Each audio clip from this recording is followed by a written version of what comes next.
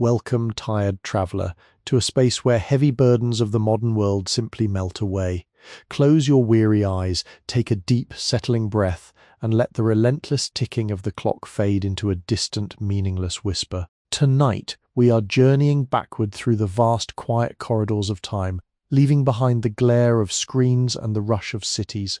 We are travelling to the year 1750 into the deep, breathing heart of a vast German forest. Here, under a canopy of ancient oaks and towering silver-barked birches, the air is thick with the scent of damp moss, crushed pine needles, and something else, something warm, rich, and deeply earthy. It is the faint, sweet perfume of wood yielding to a slow, controlled heat. You are completely safe here, hidden within the velvet shadows of the Black Forest, wrapped in a cocoon of twilight and tranquility. As the evening dew settles upon the ferns, you can hear the gentle rustle of leaves singing a soft lullaby to the waking stars. There is no hurry in this place. Time is measured not by seconds, but by the slow, deliberate turn of the seasons and the patient, smouldering breath of the charcoal mound. Settle in, release the tension held tightly in your shoulders, and allow the tranquil rhythm of the deep woods to wash over you, carrying you gently toward a deep, undisturbed, and wonderfully peaceful slumber. Rest here with me tonight, safe and calm now.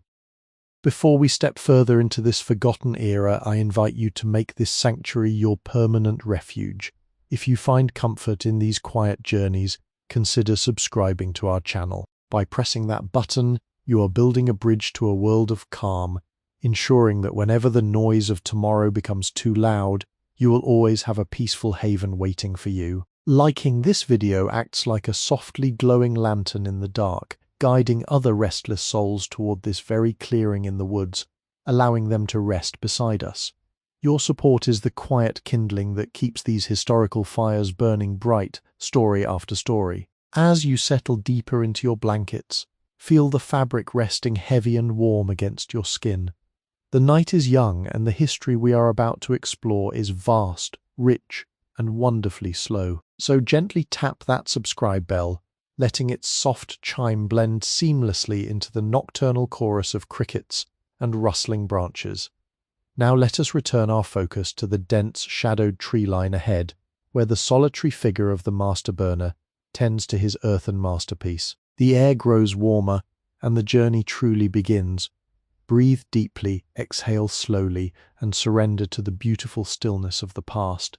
Rest your mind entirely, for you have finally arrived at a place of total peace and profound calm, ready to dream in the gentle embrace of long-forgotten centuries tonight and forever in this space now.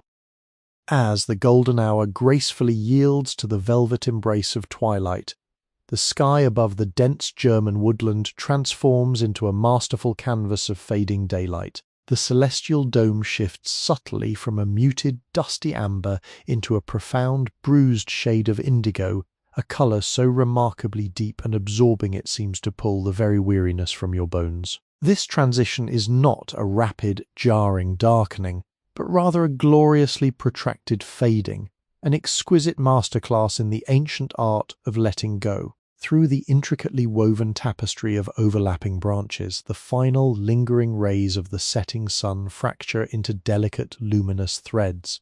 These soft beams illuminate microscopic dust motes that dance aimlessly in the cooling atmosphere. These floating specks of forest debris move with a hypnotic, buoyant grace, rising and falling in invisible thermal currents, completely unburdened by the gravity that grounds heavy limbs and tired minds. The waning light catches the rough, papery edges of peeling birch bark, turning the slender alabaster trunks into pillars of softly glowing silver.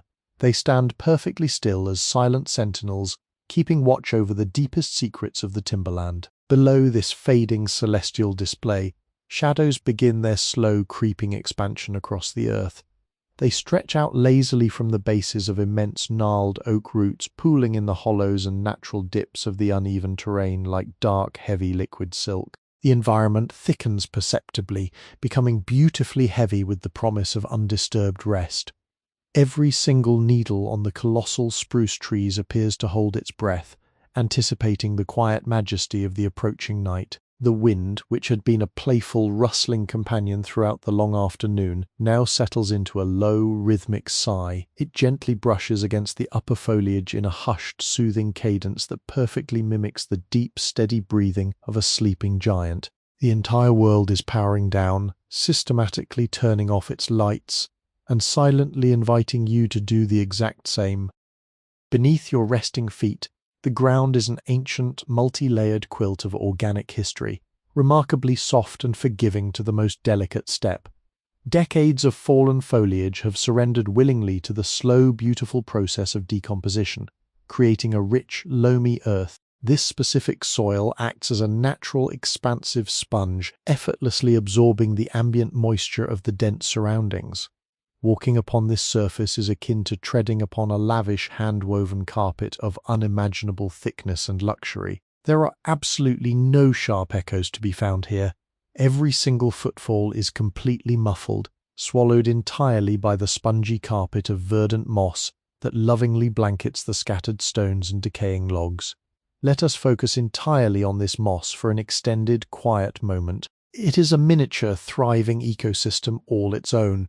A sprawling metropolis of tiny, intricate fronds ranging in hue from a bright, vibrant emerald to a deep-shadowed jade. If you were to kneel down and brush your fingertips gently across its delicate surface, you would find it remarkably plush, almost like touching the finest velvet woven by nature itself. It retains a cool, refreshing dampness that speaks volumes to the constant, nurturing humidity of this enclosed woodland basin. Individual droplets of evening condensation cling stubbornly to the microscopic tips of the greenery, capturing the absolute last dying glimmers of ambient light and holding them like tiny, precious gemstones accidentally scattered by a careless jeweler.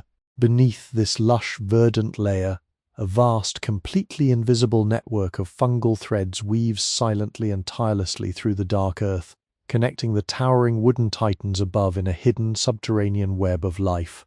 The aroma rising gently from this damp terrain is profoundly grounding. It offers a complex, deeply soothing bouquet of wet slate, decaying pine cones, sweet crushed fern, and the musky, ancient scent of undisturbed loam. It is a fragrance that bypasses the modern, anxious mind entirely, speaking directly and clearly to a primal, forgotten part of the soul that knows only peace. Far above this textured ground, within the intricate, soaring architecture of a sprawling beech canopy, a singular, copper-toned leaf finally relinquishes its tenuous grip on a highly weathered branch. It begins its solitary descent, performing a final, graceful waltz upon the sluggish currents of the evening air. The dry leaf does not plummet. Instead, it effortlessly catches the subtle updrafts, spiraling gently, rocking from side to side in a mesmerizing rhythmic pendulum motion. You can mentally trace its path, a lazy, meandering trajectory down through the branches that seems entirely devoid of purpose, destination, or any sense of urgency. Its surface is dry, slightly curled at the serrated edges, bearing the delicate, lace-like skeletal structure of its intricate inner veins. As it drifts ever downward, it brushes incredibly softly against the rough exterior bark of neighboring branches. This fleeting contact produces a sound so incredibly faint and delicate. It is more a feeling than an actual noise, a mere ghostly whisper of friction against the monumental, heavy quiet of the vast surroundings. The piece of foliage continues its languid journey, passing smoothly through invisible bands of cooling temperatures until it finally comes to rest upon a waiting cushion of emerald moss below. The impact is completely silent, a perfect, undisturbed and unnoticed landing. This microscopic event, observed in its entirety, serves as a profound, gentle reminder of the woodland's inherent, boundless patience. Millions of such leaves fall in exactly this unhurried, graceful manner every single day, each one contributing to the soft, silent accumulation on the woodland floor. There is no frantic rush to this decomposition, no artificial deadline to meet or schedule to keep. It is a slow, methodical, and willing surrender to the earth, returning vital nutrients to the soil in a perfect cycle that has repeated itself endlessly for millennia. The sheer scale of this quiet process is staggering, yet it unfolds with absolute humility, asking for no applause, requiring no audience, simply existing in a perpetual state of harmonious balance. As you wander deeper into this hidden sanctuary of timber and shadow, the density of the surrounding vegetation begins to subtly, gradually shift. The oppressive, tangled closeness of the thicket slowly yields, the massive trees spacing themselves out, revealing the faint, hazy outline of a vast clearing resting just ahead. It is right here at this natural threshold that the sensory landscape undergoes a profound, yet remarkably gentle transformation. Weaving its invisible way through the crisp, pine-scented breeze comes a distinct new fragrance, an aroma so uniquely captivating it effortlessly commands your relaxed, sleepy attention. It is the distinct smell of wood smoke, but definitely not the harsh, stinging, acrid bite of a rampant, open bonfire. This is a highly refined, meticulously controlled scent, incredibly mellow and deeply pleasantly resonant. It is the undeniable olfactory signature of the charcoal burner's domain, the scent of a life dedicated to the slow mastery of fire.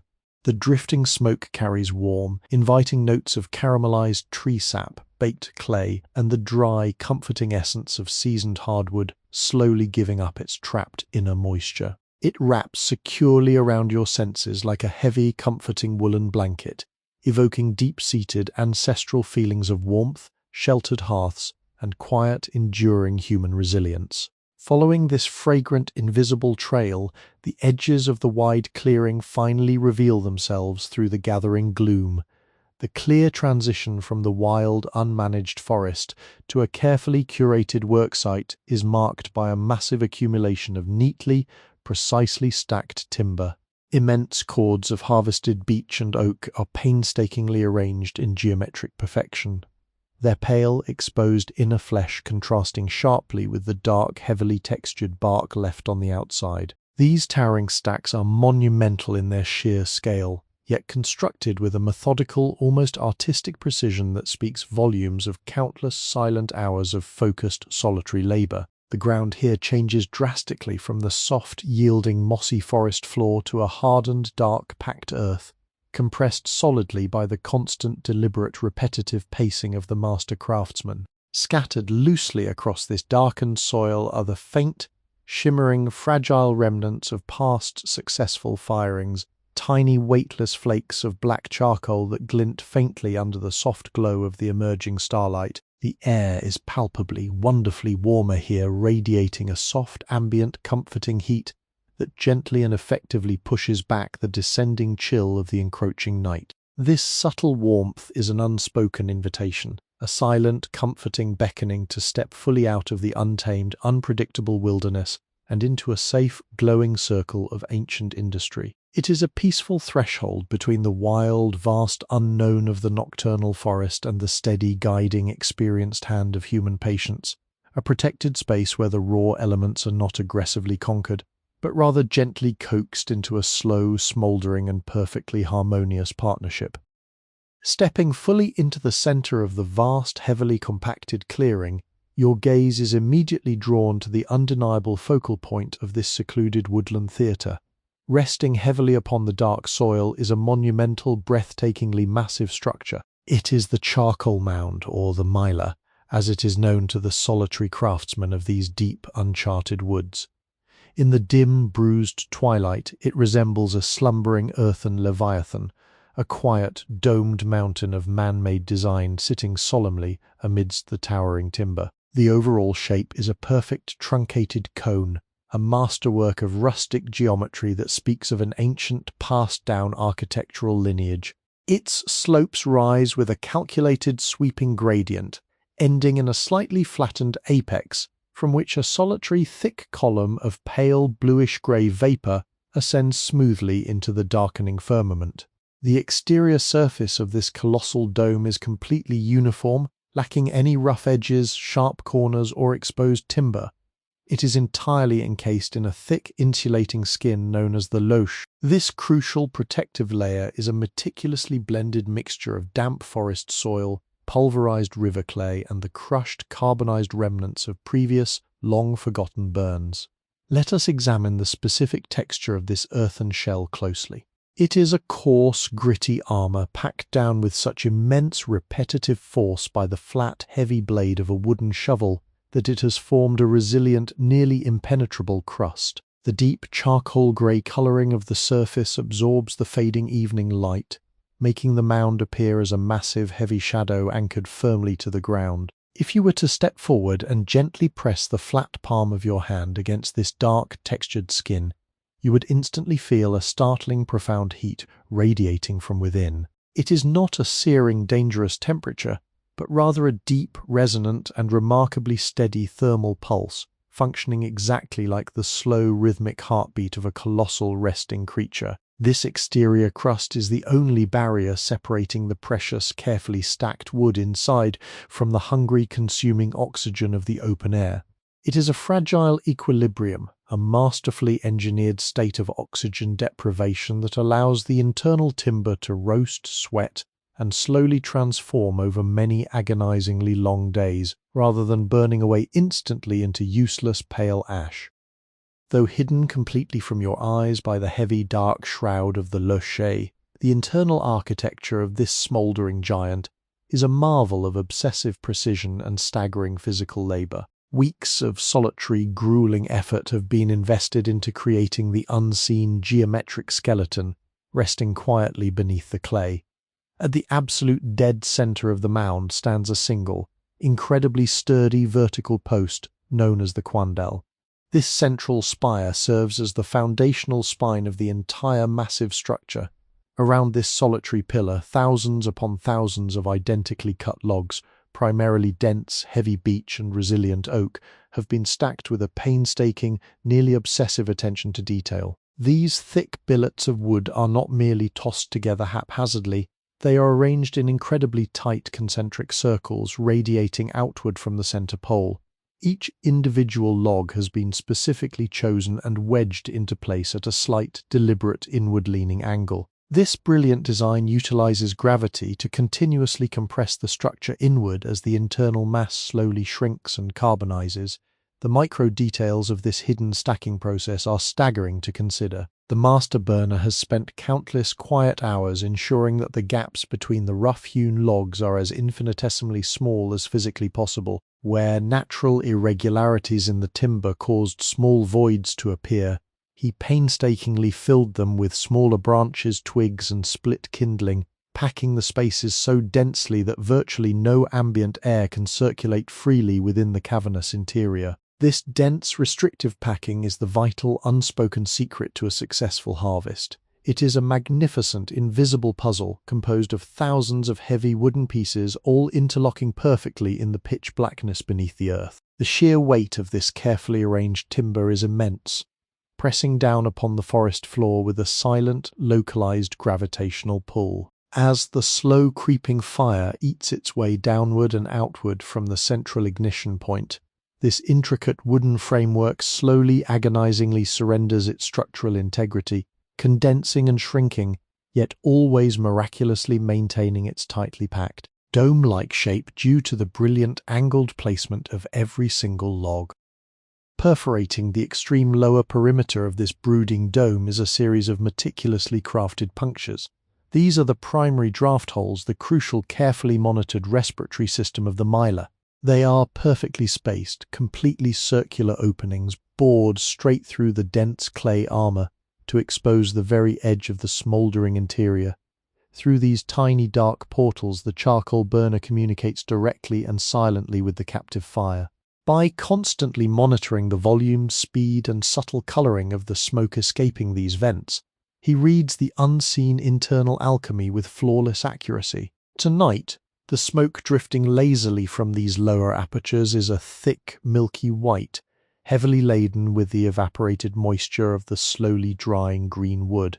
It emerges in slow, lazy puffs, curling back upon itself in complex miniature weather systems before finally dissipating into the cooling night air. The specific scent near these vents is heavily concentrated, an incredibly rich distillation of roasted bark, boiling tree resins, and baking earth. It is an industrial perfume from a much slower era, profoundly saturating your heavy woolen clothes and resting peacefully in your lungs with its deeply comforting ancient warmth. Surrounding these crucial draft holes, the packed dirt of the clearing shows the distinct, scuffed marks of constant, restless vigilance. Heavy leather boots have paced this exact circumference hundreds of times throughout the daylight hours. The ground here is swept immaculately clean of any stray leaves, dry pine needles, or combustible forest debris. The master leaves absolutely nothing to chance. The perimeter is a barren, sterile ring of safety, completely isolating the intense, contained inferno from the highly flammable, dried brush of the wider woodland. In this cleared circle, the intense heat radiating from the lower flanks creates a beautifully distinct microclimate. Even as the sharp, biting chill of the autumn night descends upon the high forest canopy, the air immediately surrounding the dark dome remains pleasantly, heavily warm, wrapping you securely in a localized thermal blanket that banishes the cold and gently invites a profound, deep muscular relaxation. Pushing your sleepy gaze gradually away from the hypnotic, radiating presence of the smoldering Meiler, you slowly notice a second structure resting quietly at the very edge of the compacted clearing, tucked safely beneath the sweeping protective boughs of a massive ancient spruce. This is the Kohlehut, the solitary charcoal burner's temporary sanctuary and rustic woodland home. It is a modest, conical shelter, bearing a striking, deliberate structural resemblance to a smaller, much humbler version of the great earthen mound it sits adjacent to. The architecture of this tiny dwelling is a true masterpiece of woodland survival and quiet resourcefulness. Its framework is constructed from dozens of long, flexible hazel and willow saplings. Their thickest ends are driven deeply and securely into the hardened soil, while their slender, pliable tops are forcefully bent inward and lashed tightly together at a high apex, forming a sturdy, resilient skeletal teepee. Over this curved wooden ribcage, a thick, overlapping layer of broad, leafy branches has been painstakingly woven, creating a dense inner wall. Finally, the entire exterior is shingled with massive, heavy squares of thick green turf, cut directly from the dampest, most moss-covered areas of the surrounding forest floor.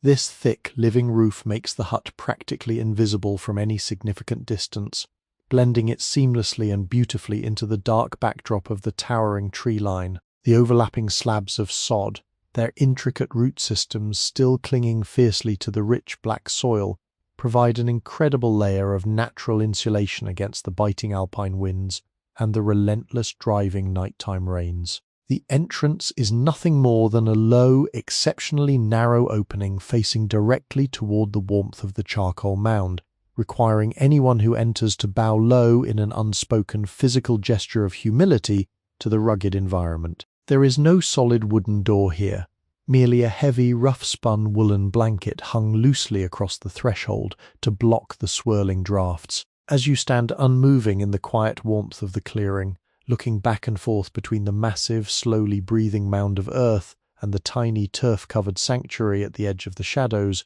you begin to fully understand the immense, isolated dedication required by this forgotten, solitary profession. The atmospheric stage is now perfectly set. The quiet elements are firmly in place, and the long, slow, wonderfully peaceful watch of the deep historical night is only just beginning.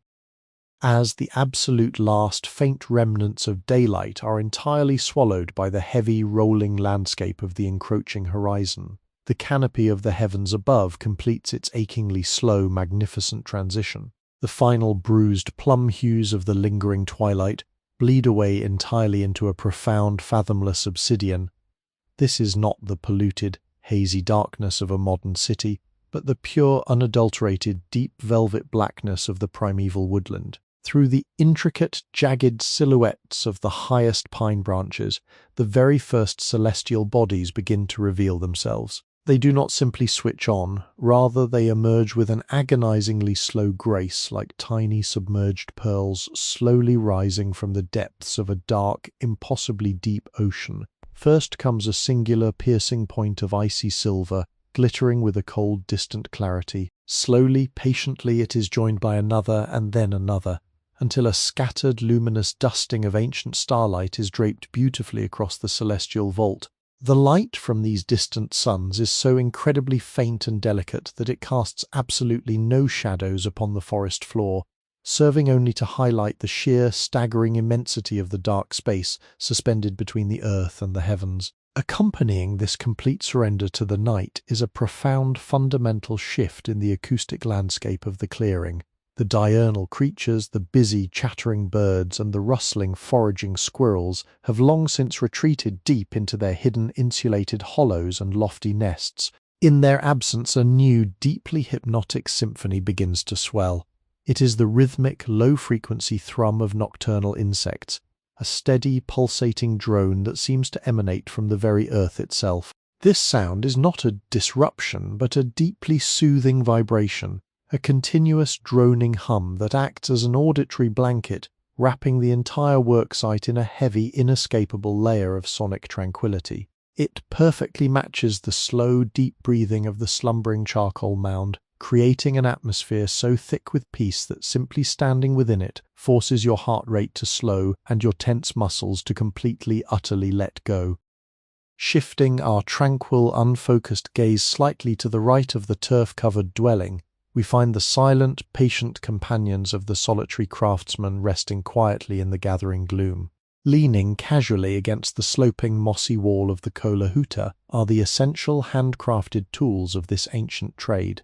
They are completely devoid of any modern mechanical complexity, relying entirely on raw leverage, weight, and the hardened muscle of the burner. Let us bring our attention down to the most prominent of these instruments, a remarkably long-handled wooden shovel used specifically for packing the dense clay armor of the mound. The shaft of this heavy implement is carved from a single, continuous piece of seasoned ash wood, chosen specifically for its perfect balance of rigid strength and slight, forgiving flexibility.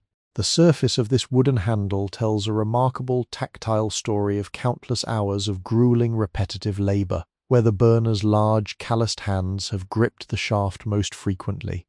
The wood has been polished to an incredibly smooth, mirror-like finish. The natural pale yellow grain of the ash has been deeply stained and darkened by years of absorbed sweat, wood resin, and microscopic charcoal dust, creating a rich, glossy patina that resembles aged bronze or highly polished horn. If you were to gently run your fingertips along this specific section of the shaft, you would feel absolutely no resistance, only a slick, warm smoothness that has been carved not by sandpaper, but by the relentless daily friction of human effort. Stark contrast. The extreme upper end of the handle remains rough and heavily textured, preserving the original coarse grain of the raw timber.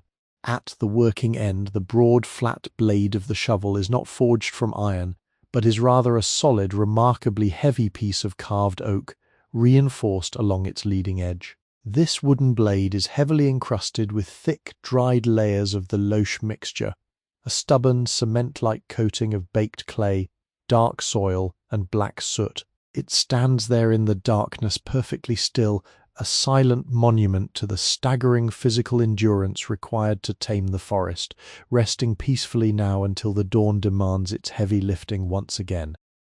Hanging heavily across the low, narrow threshold of the humble woodland shelter is a barrier of profound simplicity, yet incredible functional importance. It is a large, undyed blanket woven from incredibly coarse, raw sheep's wool. This heavy textile serves as the solitary door to the inner sanctum, blocking out the swirling night drafts and retaining the precious, localized heat generated by the burner's small personal hearth. The weave of this fabric is incredibly dense and tightly bound, far removed from the soft, delicate linens of high society. It is a thick, rugged tapestry of thick woolen yarns, varying slightly in their natural shades of oatmeal, pale grey, and deep cream. Because the wool was never treated with harsh chemicals or thoroughly stripped of its natural elements, it retains an incredibly heavy, distinct scent of lanolin, that rich, musky, oily fragrance that acts as nature's perfect waterproofing agent. This organic scent of the flock is deeply intertwined with the ever-present, penetrating aroma of stale wood smoke, creating a unique, deeply comforting olfactory signature that immediately identifies this space as a place of refuge and rugged survival. The blanket hangs with a substantial dead weight, completely unresponsive to the gentle, playful tugs of the evening breeze. However, it does sway ever so slightly with an almost imperceptible rhythmic motion. This delicate stirring is not caused by the wind, but by the invisible rising thermal currents generated by the immense heat of the adjacent charcoal mound, which gently push against the heavy fabric in a continuous soft displacement of air. If you were to brush the back of your hand against this heavy curtain, you would find it remarkably rough and scratchy to the touch, yet incredibly warm, retaining the ambient thermal energy of the clearing within its dense, oily fibers. It is a soft, silent guardian, a humble, tactile threshold separating the vast, echoing wilderness of the darkened forest from the tiny, private, and deeply personal space of the sleeping craftsman. Moving slowly away from the shelter, we trace our footsteps along the invisible, purely atmospheric boundary line that neatly divides the intense, radiating energy of the earthen dome from the sharp, descending chill of the wider nocturnal environment. Standing exactly upon this unseen perimeter creates a profoundly unique, incredibly soothing sensory experience. It is a precise, localized intersection of two vastly different microclimates. If you stand perfectly still in this exact spot, you can distinctly feel the stark contrast registering on your skin. The side of your body facing the massive, smouldering Meiler is bathed in a continuous heavy wave of dry, comforting warmth. It feels exactly like sitting deeply in a plush armchair directly beside a well-stoked hearth, the kind of radiant heat that permeates thick clothing and completely soothes aching, tired joints. Yet the opposite side of your body, facing outward toward the vast, untamed expanse of the dark timberland, is met with the sharp, crisp, invigorating kiss of the late autumn night. The air descending from the high canopy is incredibly cool, heavily laden with invisible, microscopic droplets of evening dew and the sharp, clean fragrance of frost settling upon the upper branches. Breathing in this specific location is a masterclass in contrasts. Inhaling deeply brings the sharp, cold, pine-scented air deep into your lungs, immediately followed by the warm, sweet, resinous exhalation of the nearby wood smoke. This delicate, invisible thermal dance between extreme heat and deep cold is incredibly hypnotic. It tricks the exhausted mind into a state of deep, passive observation, drawing your entire focus away from the chaotic, racing thoughts of the day and anchoring your consciousness entirely to the simple, rhythmic sensations of the present moment. Here, suspended perfectly between the raw, ancient power of the tamed fire and the silent, freezing majesty of the sleeping forest, there is nothing left to solve, absolutely nowhere else to be, and no task remaining but to simply exist, breathe, and surrender to the beautiful, heavy stillness of the long historical night. Let us draw our quiet, languid attention back to the slow, rhythmic breathing of the great earthen dome, specifically focusing on the hypnotic waltz of the vapors escaping its lower vents. The smoke that bleeds from these carefully constructed draft holes is entirely unlike the chaotic, billowing black plumes of an uncontrolled blaze. Instead, it is a masterclass in slow, deliberate fluid dynamics. As it first breaches the threshold of the dark clay, the vapor is immensely dense, possessing a creamy, almost viscous quality that makes it appear heavier than the surrounding air. Its initial color is a stunningly complex shade of pale, milky cerulean, interwoven with delicate, translucent threads of pearlescent white. This thick fog does not immediately rise, rather it spills outward over the lower lip of the vent in a lazy, rolling cascade, behaving remarkably like thick liquid pouring over the smooth edge of an unseen vessel. As this dense vapor encounters the dramatically cooler temperatures of the ambient woodland air, an exquisite transformation occurs. The cloud begins to separate, expanding outward and thinning into exceptionally fine gossamer ribbons. These delicate wisps catch the microscopic, invisible thermal currents swirling around the base of the mound, curling back upon themselves in impossibly intricate fractal patterns. They form tiny, localized eddies and miniature whirlpools of mist, dancing a slow, silent, and mesmerizing ballet just inches above the compacted earth. If you watch one specific ribbon of this pale vapor, you can trace its languid journey as it is gently nudged by a passing, breathless sigh of wind. It stretches, elongates, and twists, its edges softening until they become completely indistinguishable from the bruised indigo of the gathering night. The sheer, unhurried grace of this continuous exhalation is profoundly hypnotic. a visual lullaby that effortlessly commands your weary mind to slow down and match its wonderfully peaceful drifting pace. Moving our focus intimately close to the rough textured surface of the protective loche casing, right near the very base where the heat is most concentrated, we can observe the fascinating hidden alchemy of the slow burn. The master burner calls this specific phase the sweating of the timber. Inside the pitch-black belly of the mound, the intense, smothered heat is systematically forcing the deep, stubborn moisture out of the dense beech and oak logs. This ancient trapped water, drawn up from the forest floor years ago, is slowly converted into hot vapor. Because the earthen shell is so densely packed, this pressurized steam struggles to find an exit, forcing it to slowly permeate through the microscopic pores of the baked clay armor. As this searing hot vapor finally breaches the outer surface and collides with the freezing autumn air, it instantly condenses. This brilliant chemical reaction covers the lower third of the dark dome in a glistening temporary sheen of thick moisture. If you were to peer closely, illuminating the surface with a gentle lantern, you would see thousands of tiny, perfectly spherical beads of condensation clinging stubbornly to the rough grit of the soil. These microscopic water droplets act as tiny curved mirrors, catching and reflecting the faint ambient starlight in a mesmerizing shimmering display. The moisture is heavy with the extracted essence of the timber, carrying a richly pungent, sweet and sticky aroma that is distinctively different from the dry wood smoke. It is the raw, unrefined perfume of boiling sap and evaporating tree resins, a fragrance so heavily concentrated and earthy that it feels profoundly grounding to inhale. Slowly, under the constant punishing heat radiating from within, these shimmering droplets begin to evaporate once again, lifting off the dark surface in practically invisible waves of fragrant heat, leaving the clay crust slightly harder, slightly more resilient, and perfectly prepared for the long, slow days of burning still to come. Directing our gaze downward once more, let us examine the singularly unique, highly specialized terrain that carpets this active clearing. The ground here has completely forgotten the soft, yielding moss and decaying leaves of the surrounding wilderness. Instead, the earth has been transformed through years of continuous cyclic industry into a remarkably distinct surface. It is a dense, compacted canvas of dark, firm soil, heavily saturated and intricately interwoven with the shattered, discarded remnants of countless previous harvests. Scattered everywhere across this hardened floor are millions of tiny, weightless fragments of pure jet-black charcoal. These are the fragile, broken pieces that failed to survive the rigorous sorting process, left behind to slowly grind into the dirt under the solid rhythmic tread of the burner's boots.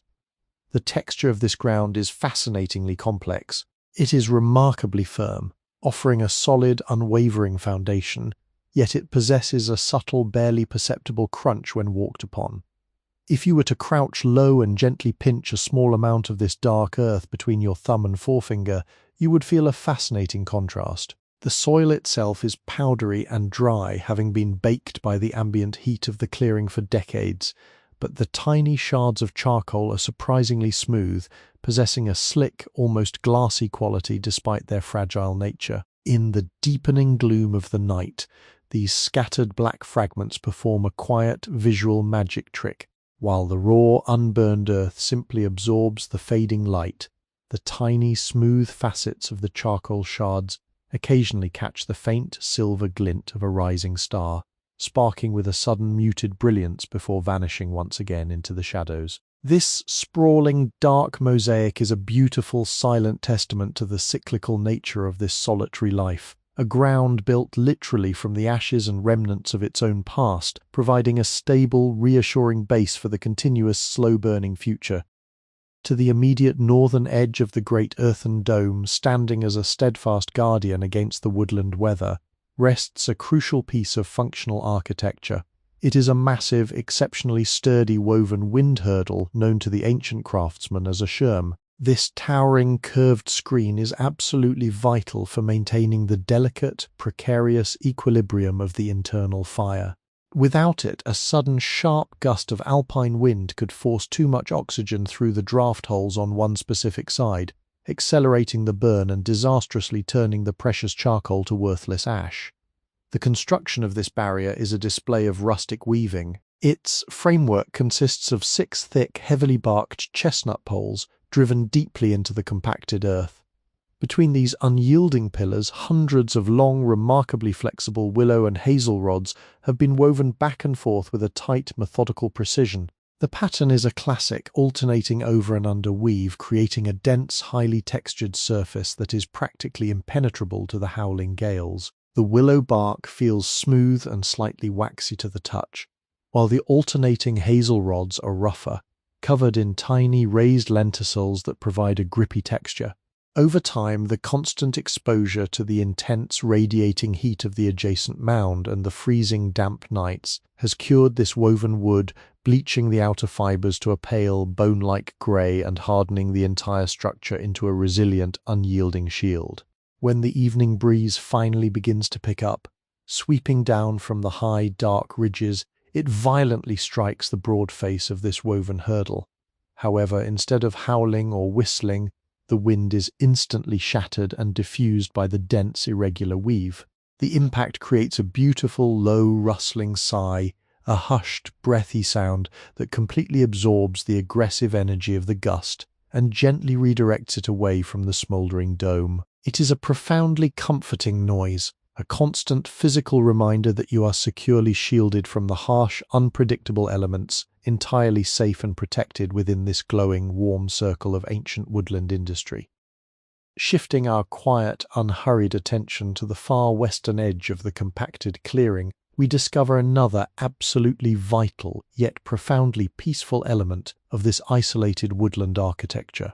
Tucked safely beneath the low, sweeping branches of an ancient weeping birch tree rests a massive, hollowed-out log, serving as the site's primary water trough. This robust vessel was not constructed from milled planks and iron nails, but meticulously carved from a single colossal trunk of fallen sweet chestnut. The exterior bark has long since rotted away, leaving behind a heavily weathered silver-grey surface that is remarkably smooth to the touch, polished by years of exposure to the elements and the constant, gentle friction of the burner's wool-clad sleeves. If you were to run your fingers along its outer curve, you would feel the deep, undulating grooves left behind by the rhythmic, forceful strikes of an iron adze, a tactile map of the immense physical labor required to initially hollow out the heavy timber. The inside of the trough is lined with a slick, dark coating of vibrant green algae, adding a rich, earthy scent to the localized atmosphere. The water contained within is drawn from a hidden subterranean spring bubbling up just a few yards away, channeled into the wooden basin through a long, split piece of hollowed elder sapling. The surface of this trapped water is a perfect, undisturbed mirror of dark liquid glass. It is wonderfully still, capturing the precise, icy reflection of the scattered stars above and holding them captive in its shallow depths. Every few moments, a single heavy drop of pure, freezing spring water gathers at the very lip of the wooden spout. It swells slowly, trembling with increasing weight, before finally breaking free and plunging into the dark basin below. The resulting sound is a delicate, musical cadence that echoes softly through the quiet clearing, followed immediately by a series of perfectly concentric, microscopic ripples that gently distort the reflected starlight before returning to absolute, flawless stillness. This repetitive, exceedingly slow metronome of falling water is a deeply hypnotic auditory anchor, a soothing rhythm that washes away the frantic ticking of modern time completely. Positioned just beyond the immediate radiating perimeter of the earthen mound's warmth, resting in the cooler shadows of the tree line, are the immense towering cords of reserved timber. These monumental stacks of harvested wood are not merely piles of fuel, they are the raw waiting ingredients for future transformations, carefully curated and organized with a staggering level of obsessive geometric precision. The logs are predominantly heavy, dense beech and sturdy, slow-growing oak, cut to exact, uniform lengths that demonstrate the master burner's unwavering, practiced eye. Let us examine the exposed end grain of one of these specific, tightly stacked logs. The surface is completely flat, revealing the intricate, mesmerizing concentric circles of the tree's growth rings. These rings are a physical, visual recording of forgotten history, tight, narrow bands indicating years of harsh, biting drought, and wider, expansive rings telling the story of long, generous summers of abundant rainfall. To touch this freshly sawn surface is to feel a slight, contrasting dampness against the otherwise dry, rough exterior bark. The wood here is still fundamentally alive, heavily laden with its natural internal moisture. In the cooling night air, thick crystalline beads of amber-coloured sap have slowly oozed from the severed vessels of the timber. This sticky resin hardens beautifully in the dropping temperatures, resembling tiny, translucent jewels catching the faint ambient light. The aroma emanating from these massive stacks is wonderfully potent and wildly different from the dry, roasted scent of the active mound. It is the sharp, clean, profoundly fresh perfume of raw green wood, a slightly astringent, deeply invigorating fragrance that clears the mind and fills the lungs with the pure, unadulterated essence of the deep forest. The logs are stacked so densely that virtually no light passes between them, creating solid walls of patterned wood that act as a secondary, natural windbreak, further insulating the delicate environment of the central clearing from the unpredictable, shifting currents of the wider woodland landscape. If we gently tilt our heads backward, drawing our weary gaze up from the dark, compacted earth and past the glowing, smouldering apex of the great mound, we can observe a truly breathtaking atmospheric phenomenon completely unique to this specific woodland theatre. The thick, continuous column of pale blue-grey smoke rising steadily from the central vent does not ascend infinitely into the night sky. Instead, it travels upward only until it encounters a dense, invisible layer of freezing atmospheric air hovering just below the sprawling canopy of the ancient oaks.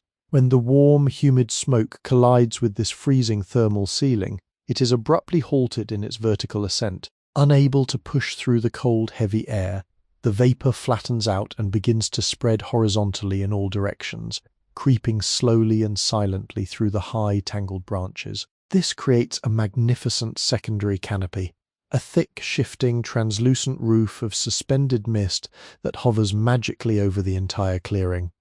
The moonlight, straining to pierce through this dense atmospheric barrier, is beautifully diffused. It scatters across the countless microscopic particles of wood ash and trapped water vapor, transforming from a sharp, focused beam into a soft, ethereal, omnidirectional glow. This ghostly illumination bathes the clearing below in a remarkably gentle, shadowless light, softening the harsh edges of the stacked timber and turning the rough bark of the surrounding trees into pillars of frosted silver. As the gentle night breezes shift and swirl above the tree line, this ceiling of smoke undulates and ripples like the surface of a pale, inverted ocean. It is a slow, silent, and deeply mesmerizing visual symphony, a fluid dance of vapor and light that traps the comforting warmth of the charcoal mound directly within the clearing, creating a vast enclosed and wonderfully safe sanctuary walled by timber and roofed entirely by drifting, glowing clouds.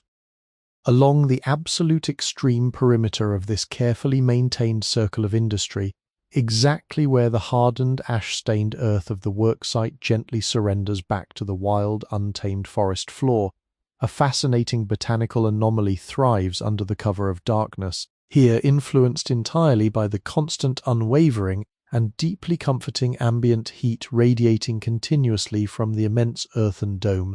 The local flora has created a specialized microscopic oasis, while the ferns located deeper within the shadowed woods have already begun to wither, their delicate fronds turning crisp and brown under the harsh, biting frost of the late autumn night. The plants ringing this specific clearing remain vibrantly alive. They exist in a perpetual, localized pocket of false summer. Let us focus our attention on a single, sprawling cluster of ancient lady ferns resting just at the edge of the fire's gentle reach. Their complex, feathery leaves are a deep, saturated, almost glowing shade of emerald green, completely untouched by the surrounding decay. The constant warmth prevents the freezing dew from settling upon their delicate structures, allowing them to remain exceptionally soft and pliable to the touch. If you were to gently brush the back of your hand against these lush, overlapping fronds, you would feel a surprisingly silky texture, a striking, beautiful contrast to the rough, abrasive bark and dry, splintering wood that dominates the rest of the visual landscape. The air hovering immediately over these thriving plants carries a beautifully rich, damp and slightly sweet aroma, the unmistakable scent of warm, fertile soil and active, breathing vegetation. It is a soft, silent testament to the gentle, nurturing side of the destructive fire, a delicate ring of persistent life that stubbornly refuses to sleep, warmed and protected through the long, freezing night by the patient, smouldering heartbeat of the sleeping giant resting quietly at the center of the dark world. Stepping silently from the deep, protective shadows of the turf-covered hut, the solitary architect of this woodland alchemy finally makes his quiet, unassuming appearance. He is the Kohler, the master charcoal burner, a man whose entire quiet existence is inextricably woven into the slow, smouldering rhythms of the deep forest. His physical movements are incredibly deliberate, utterly devoid of any sudden jarring haste or wasted energy. He moves through the gloom with the profound, deeply rooted patience of a man who implicitly understands that his life's work is dictated entirely by the ancient, unhurried pace of burning timber, rather than the frantic, anxious ticking of a mechanical clock. As he reaches out with a large, heavily calloused hand to gently lift the heavy, damp woolen blanket serving as his door, the thick fabric yields with a soft, muffled, and incredibly gentle sigh. The dim, ambient starlight filtering through the massive canopy above catches the subtle, worn details of his rugged silhouette, revealing a figure clad completely in the heavily textured, highly functional armor of his incredibly demanding, isolated trade. Every single garment he wears upon his frame tells a silent, profoundly tactile story of extreme temperatures, relentless physical labor, and complete enduring immersion in the raw elements.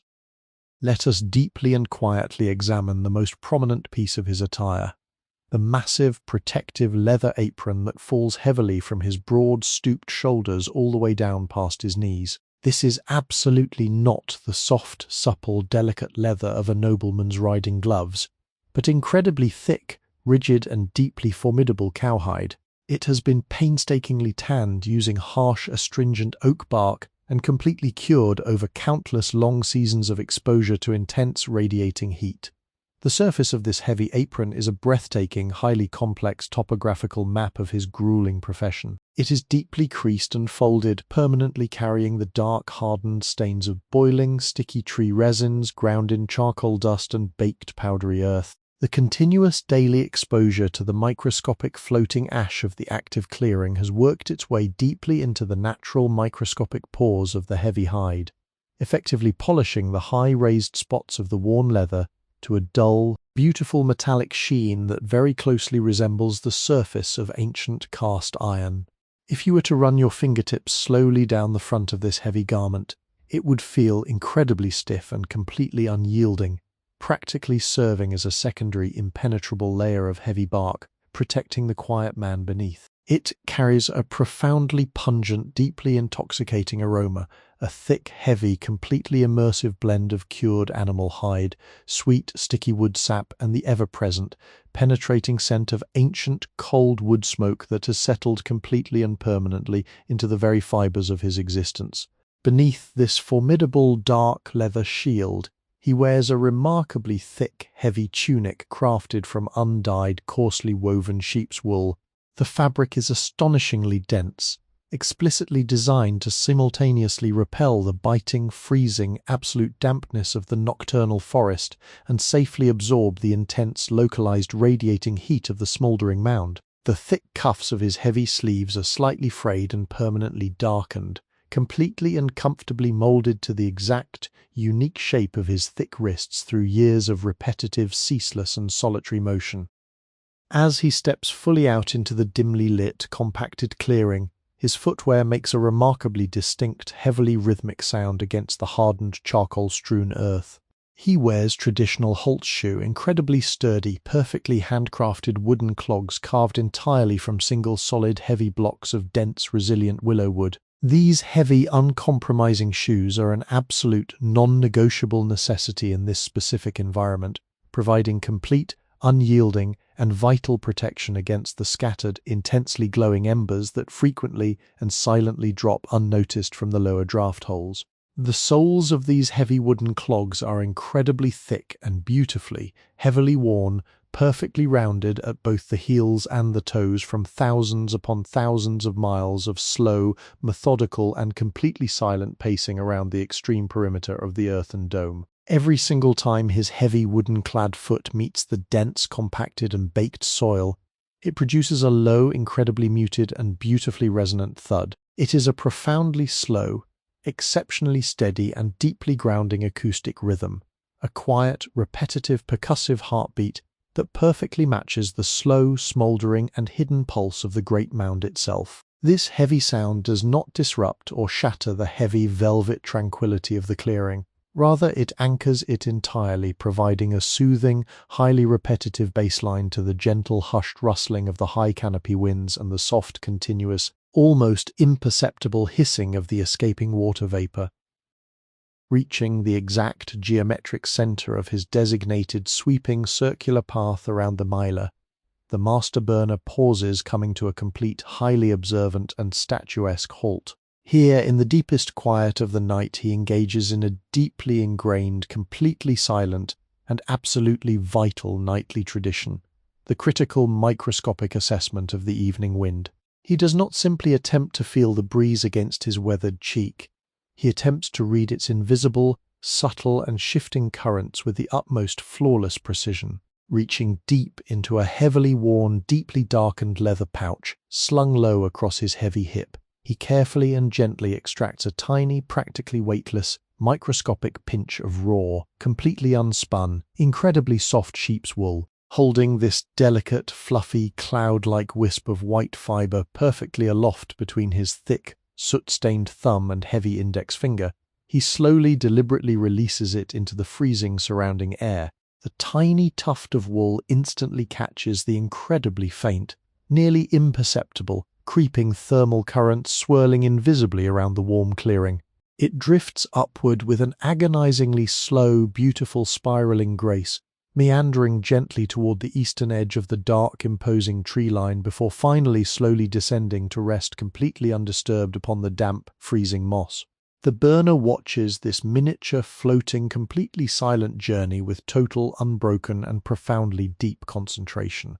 This incredibly simple, primitive, yet highly effective ritual provides him with vital, absolutely critical information regarding the exact direction and subtle velocity of the incoming invisible nocturnal draft. Based entirely and solely upon the meandering, gentle path of that single weightless piece of wool, he will silently decide exactly which specific, tiny draft holes at the bare base of the massive earthen dome need to be carefully plugged with dense, damp clay, and which need to be gently, precisely widened to perfectly maintain the absolute, delicate, smothered equilibrium of the captive internal fire.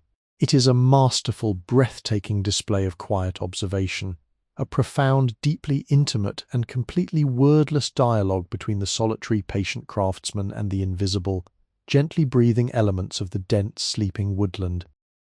Satisfied completely and entirely with the gentle, steady and predictable nature of the evening breeze, the master burner slowly turns his quiet, focused attention to a deeply personal, incredibly comforting and highly sensory habit. Moving slowly with heavy, measured steps to a massive, incredibly old and completely flattened stump of a felled oak tree that serves as his rustic, outdoor woodland workbench, he retrieves a beautifully crafted, remarkably long-stemmed and highly polished smoking pipe. The bowl of this pipe is meticulously carved from the highly dense, beautifully complex patterned burl of a wild, ancient cherry tree.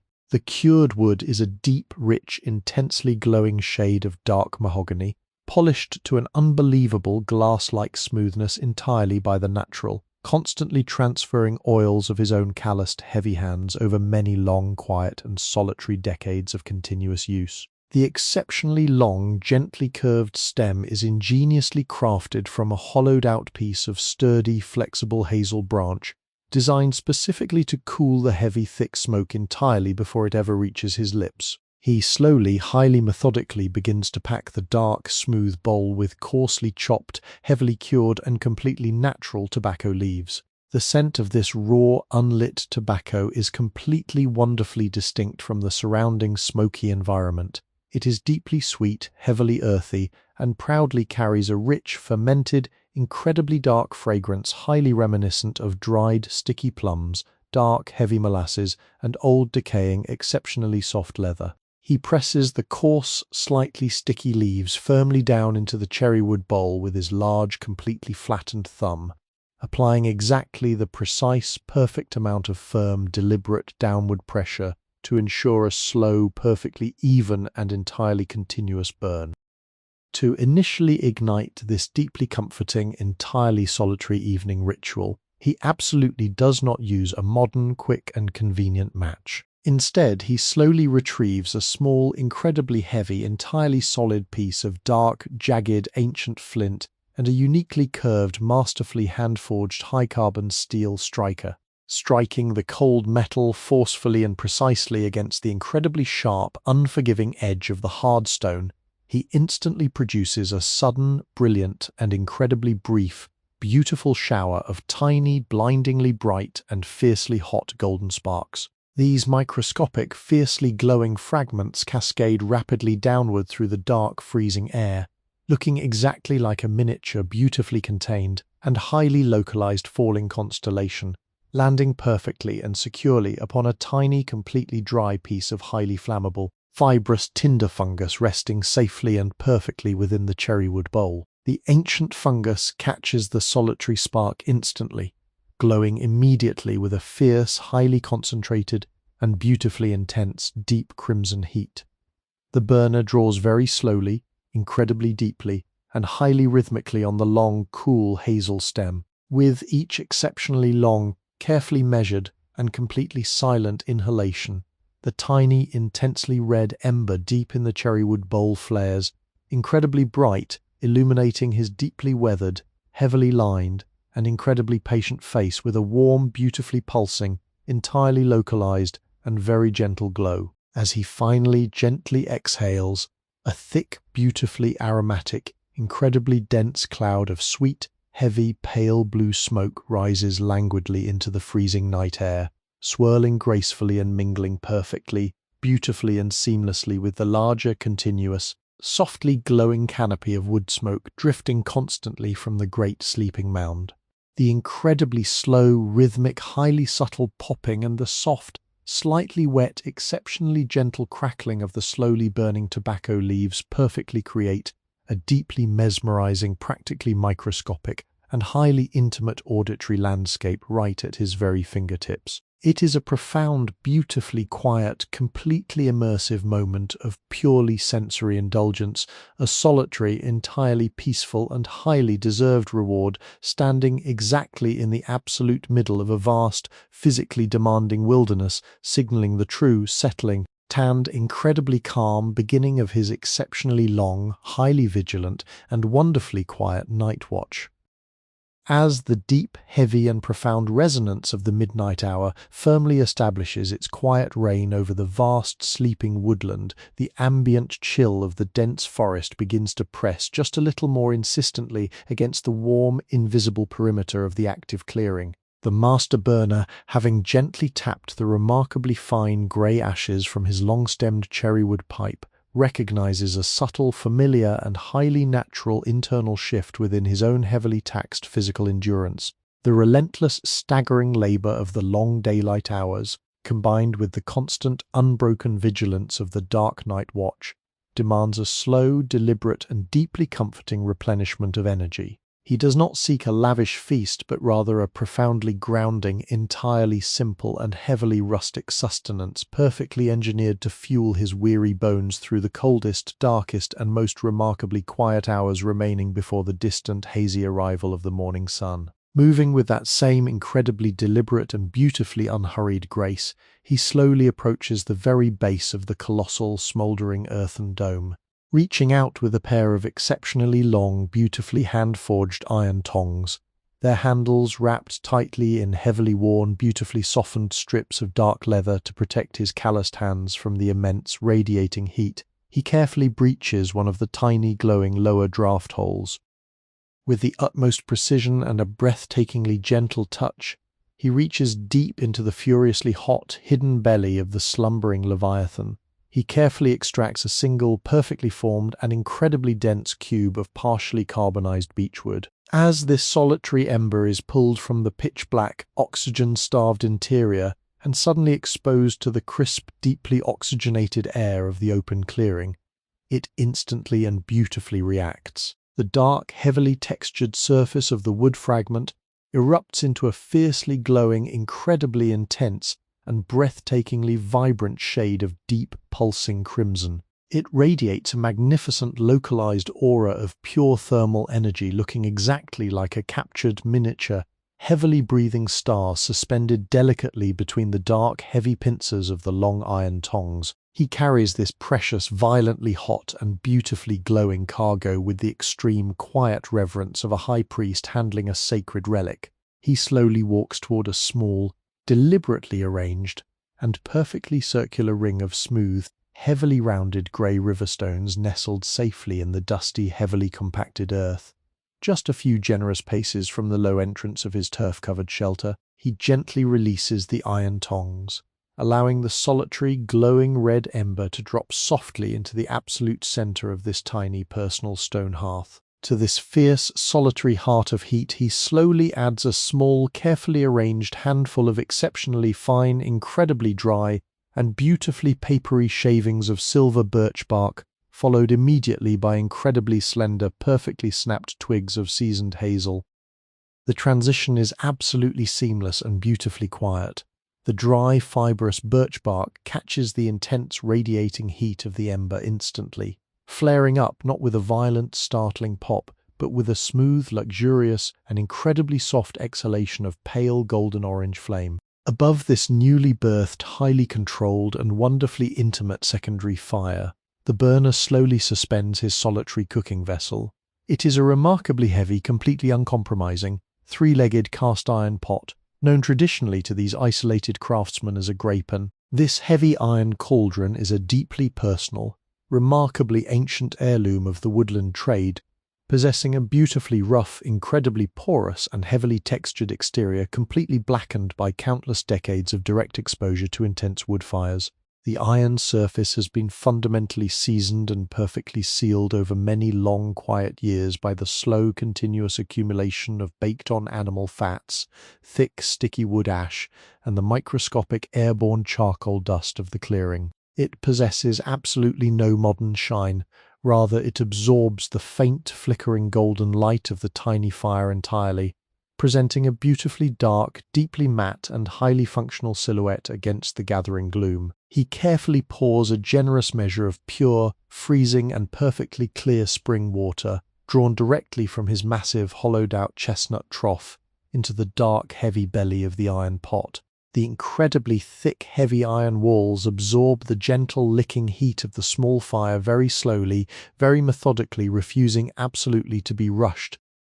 As he waits with boundless, deeply ingrained patience for the cold water to slowly awaken, he turns his quiet, focused attention to the preparation of his incredibly simple, heavy ingredients. From a small, exceptionally cool and carefully shaded hollow dug directly into the dense, dark earth floor of his humble hut, he retrieves a small, meticulously tied bundle of heavy, oiled linen. Unfolding the thick, stiff fabric upon his heavily scarred, deeply worn and completely flattened oak stump workbench, he reveals the vital rustic staples of his solitary woodland survival. The first is a large, incredibly dense and wonderfully heavy heel of dark, heavily fermented and beautifully rustic rye bread. The crust is a deep, impenetrable shade of roasted espresso, exceptionally hard and delightfully formidable, having been baked many days ago in a distant village oven specifically to withstand the harsh, damp conditions of the deep forest. Beside this dark loaf lies a small, deeply precious and highly aromatic slab of speck,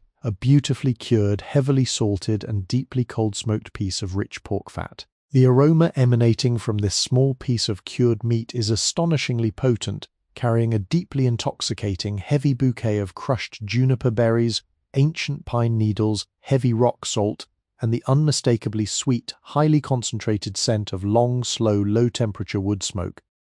He draws his personal belt knife from its heavy leather sheath. The blade is forged from exceptionally high-carbon steel, its originally wide profile having been worn down over many decades of constant daily sharpening into a beautifully slender, elegant, and incredibly sharp curve. The heavy handle is crafted from a solid, polished piece of dense deer antler, perfectly molded to the unique, heavy grip of his calloused hand. With a remarkably slow, incredibly firm, and beautifully deliberate downward pressure, he presses the razor-sharp edge through the exceptionally dense, unyielding crust of the dark rye bread. The resulting sound is a heavy, rhythmic, and deeply satisfying, dull percussive thud against the heavy oak board, accompanied by the incredibly soft, microscopic scattering of dry, dark, toasted crumbs. He then turns his quiet attention to the smoked speck, slicing it with absolute flawless precision into exceptionally thin, practically translucent and beautifully delicate, fatty slivers. The incredibly sharp steel glides effortlessly through the dense, cured meat, revealing the stunning marble-like, heavily textured layers of pure white fat and deep, rich, ruby-red lean muscle. The incredibly rich, slightly oily and heavily savory fragrance of the freshly sliced pork instantly intensifies in the freezing night air, completely overwhelming the ever-present dry scent of the charcoal mound, with a heavy, desperately inviting promise of profound, heavy, and deeply restorative nourishment. With a slow, incredibly gentle, and highly deliberate sweeping motion of his heavily calloused hand, he slides the carefully prepared, rustic ingredients directly from the worn oak board into the dark, simmering depths of the heavy cast-iron pot. The culinary reaction within the black vessel is instantaneous, beautifully slow, and deeply, wonderfully hypnotic to observe. The translucent, delicate slivers of heavily smoked pork fat immediately begin to surrender to the boiling liquid, slowly melting and releasing dozens of tiny, perfectly spherical, and brilliantly shimmering pools of bright golden oil that dance and swirl gracefully across the dark, bubbling surface of the hot water. The dense, incredibly heavy chunks of dark rye bread act exactly like highly absorbent, rustic sponges, soaking up the boiling, flavorful liquid and slowly, steadily breaking down, effectively transforming the thin, clear broth into a wonderfully thick, incredibly heavy and deeply hearty woodland porridge. The acoustic profile of the simmering pot begins to shift dramatically. The rapid, high-pitched and frantic bubbling of the clear water slowly deepens into a heavy, rhythmic and incredibly thick percussive sequence. It becomes a slow, highly satisfying and deeply resonant plop, plop, plop. A thick, heavy sound that visually mirrors the rising and falling of large, heavy, and incredibly slow-moving blisters of hot, fragrant steam erupting softly on the surface. He gently stirs this dense, dark concoction with a long, beautifully carved and deeply stained wooden spoon. The soft, completely muffled and rhythmic scraping of the wood against the heavy, textured iron bottom, creating a deeply soothing, highly repetitive, tanned, perfectly calming auditory metronome that fills the tiny, intimately lit space around his tiny fire with a profound, unshakable and wonderfully heavy sense of domestic peace.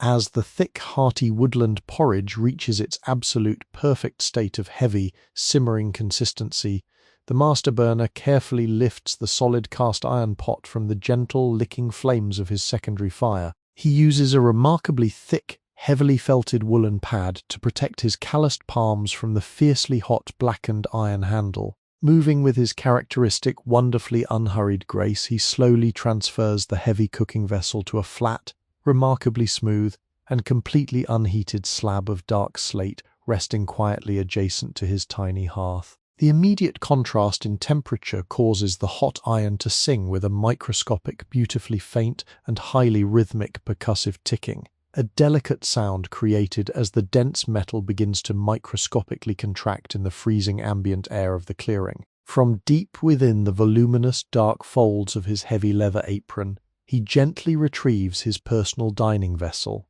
It is a wonderfully wide, exceptionally shallow and masterfully hand-carved wooden bowl. This is no ordinary piece of rough-hewn timber. It is an absolute masterpiece of rustic, solitary craftsmanship, lovingly carved many long frozen winters ago from the deeply complex, exceedingly dense root burl of an ancient fallen elm tree.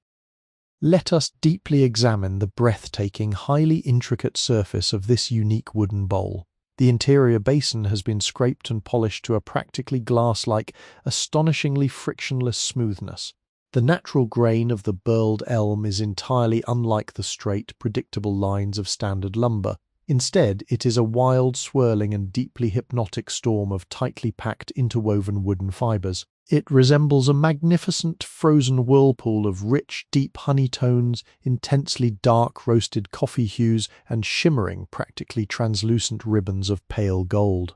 Where the tiny, dormant buds of the root system once tried to push through the wood, there are dense, incredibly dark, and perfectly circular knots, looking exactly like dozens of tiny sleeping eyes forever trapped within the polished timber. Over countless hundreds of solitary meals, the natural, protective oils of the hot broths and rich stews have seeped profoundly deeply into the microscopic pores of the dry wood. This continuous daily nourishment of the timber has created a breathtaking, softly glowing, and wonderfully heavy patina that absolutely no artificial varnish could ever hope to replicate. If you were to hold this empty bowl in your own two hands, you would immediately notice its surprising, comforting weight, a solid, grounding heaviness that feels profoundly reassuring to the touch. With his long, beautifully stained wooden spoon, the master burner slowly, methodically ladles the steaming dark rye and smoked pork porridge into the beautiful elm bowl.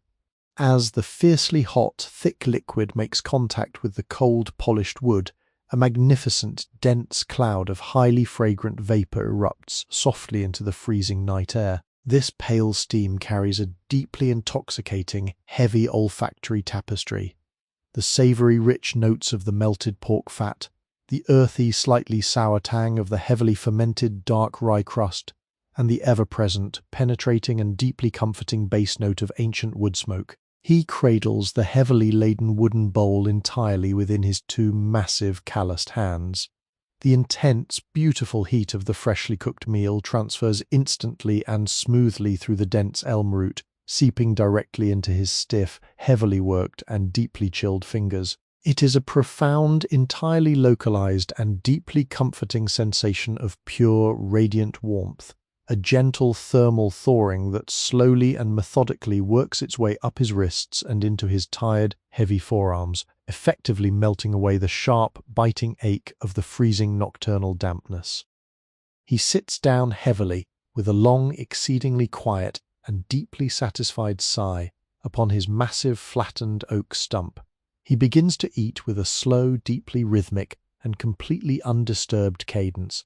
He does not rush a single precious bite. Every solitary, heavy spoonful is brought to his lips with a deliberate, deeply appreciative slowness.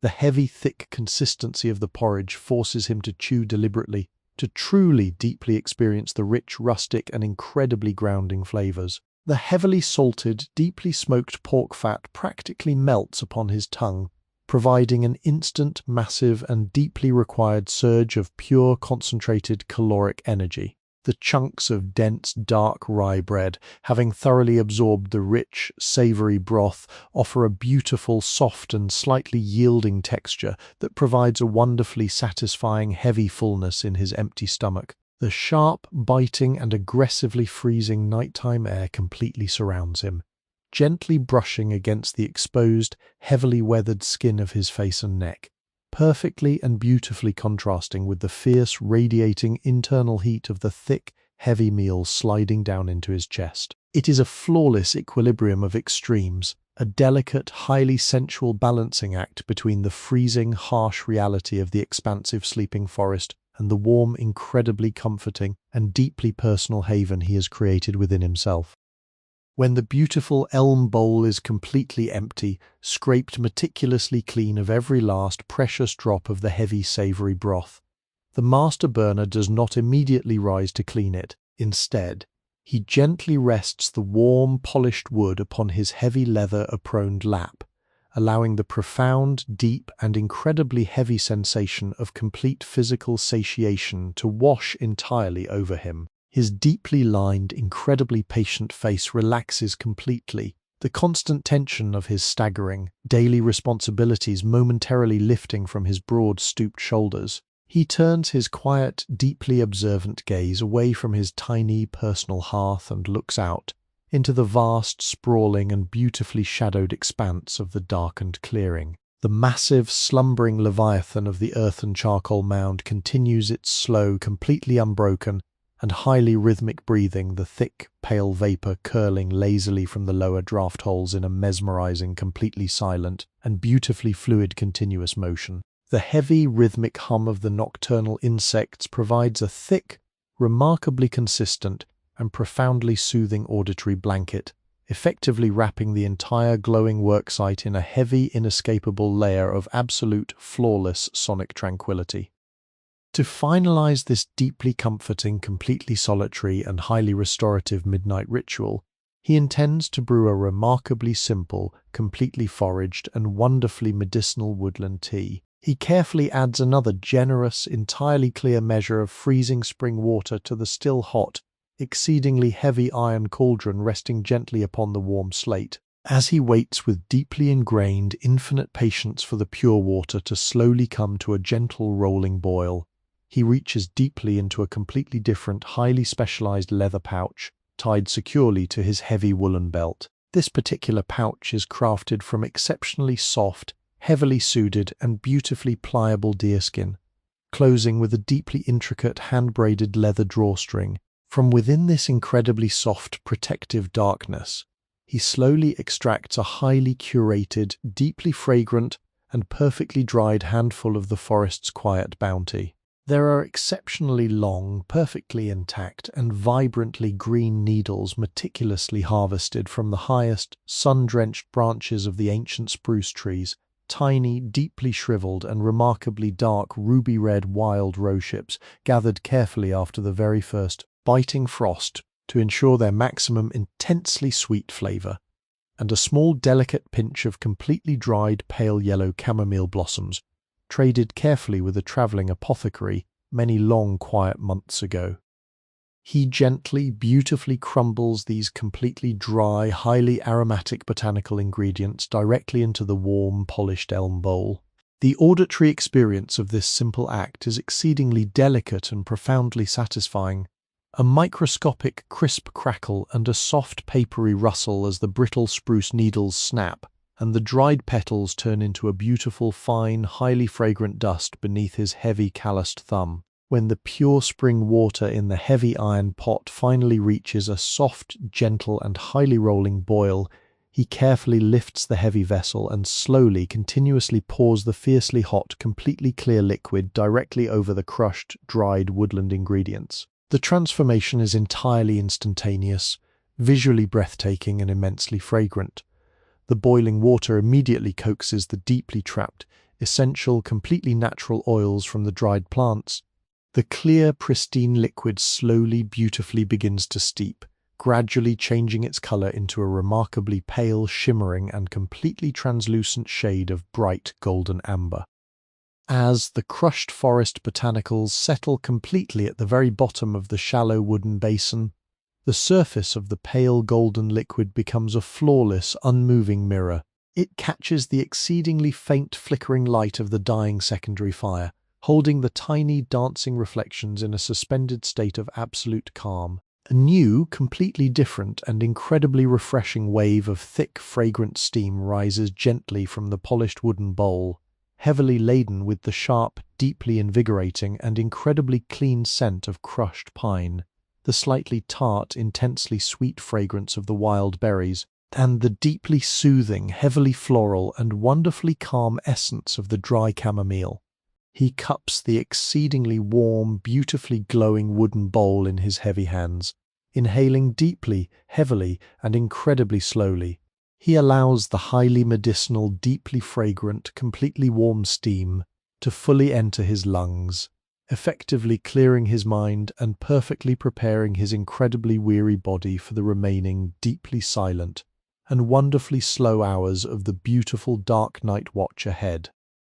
With infinite care and practiced reverence, the master burner slowly brings the beautifully curved, deeply polished edge of the heavy wooden basin directly to his heavily chapped, weather-beaten lips. He does not take a large, hasty gulp, but rather a remarkably slow, incredibly delicate, and highly measured sip. As the fiercely hot, shimmering golden liquid gracefully washes over his palate, an absolute explosion of wild, complex, and completely uncultivated flavors instantly blossoms within his mouth. The initial sensation is the sharp, deeply resinous, and profoundly astringent bite of the freshly crushed spruce needles, an aggressive, vibrantly green taste that perfectly mirrors the raw, untamed essence of the high freezing canopy. This sharp botanical note is almost immediately softened, beautifully rounded out, and gently subdued by the incredibly sweet, heavily concentrated, and slightly tart nectar extracted from the dried ruby red roships. Finally, as the warm liquid slowly and methodically descends his throat, it leaves behind the wonderfully mellow, deeply floral, and intensely calming aftertaste of the sun-dried chamomile blossoms. This hot woodland tea acts exactly like a slow-moving, deeply penetrating ribbon of pure, liquid thermal energy. You can almost visualize its gentle, warming descent, creating a massive, rapidly expanding core of intense, localized heat radiating deeply from the very center of his chest outward toward his tired, heavy limbs. The heavy, highly fragrant steam rising continuously from the shallow wooden bowl gently caresses his weathered face, effectively melting away the microscopic, biting crystals of freezing frost that have begun to form delicately upon his thick, dark eyelashes and heavy brow. He sits perfectly, completely motionless on his flattened oak stump, his large hands wrapped securely around the radiating warmth of the burled elm, completely surrendering his weary body to this profound, deeply internal, and entirely private moment of rustic, restorative luxury. As he rests within this heavy, impenetrable bubble of personal warmth, a magnificent, incredibly delicate, and entirely silent nocturnal visitor emerges softly from the dense, suffocating darkness of the surrounding tree line, drawn irresistibly by the exceedingly faint, dying, and deeply amber glow of his tiny secondary cooking fire. A colossal European silk moth flutters gracefully into the compacted clearing. This is an absolutely breathtaking creature of the deep night, possessing an incredibly massive, sprawling wingspan that rivals the size of a small, resting songbird. Its 4 enormous overlapping wings are not brightly colored but rather completely covered in a dense, microscopic, and incredibly soft layer of fine, powdery scales. These scales are a stunning, highly complex mixture of pale, ghostly silver, deeply muted taupe, and rich, shadowy charcoal grey, perfectly camouflaging the delicate insect against the rough, lichen-covered bark of the ancient oak trees during the perilous daylight hours. The flight of this winged phantom is a masterpiece of silent, erratic, and deeply hypnotic motion. It does not dart or zip with the frantic, anxious energy of a common fly. Instead, it meanders heavily, practically swimming through the freezing, dense night air with a slow, laborious, and beautifully pulsing rhythm. The sound of its massive wings beating against the heavy atmosphere is exceedingly faint, nothing more than a soft, dry, and practically imperceptible papery rustle, a delicate whisper that perfectly harmonizes with the low, continuous droning of the hidden forest insects.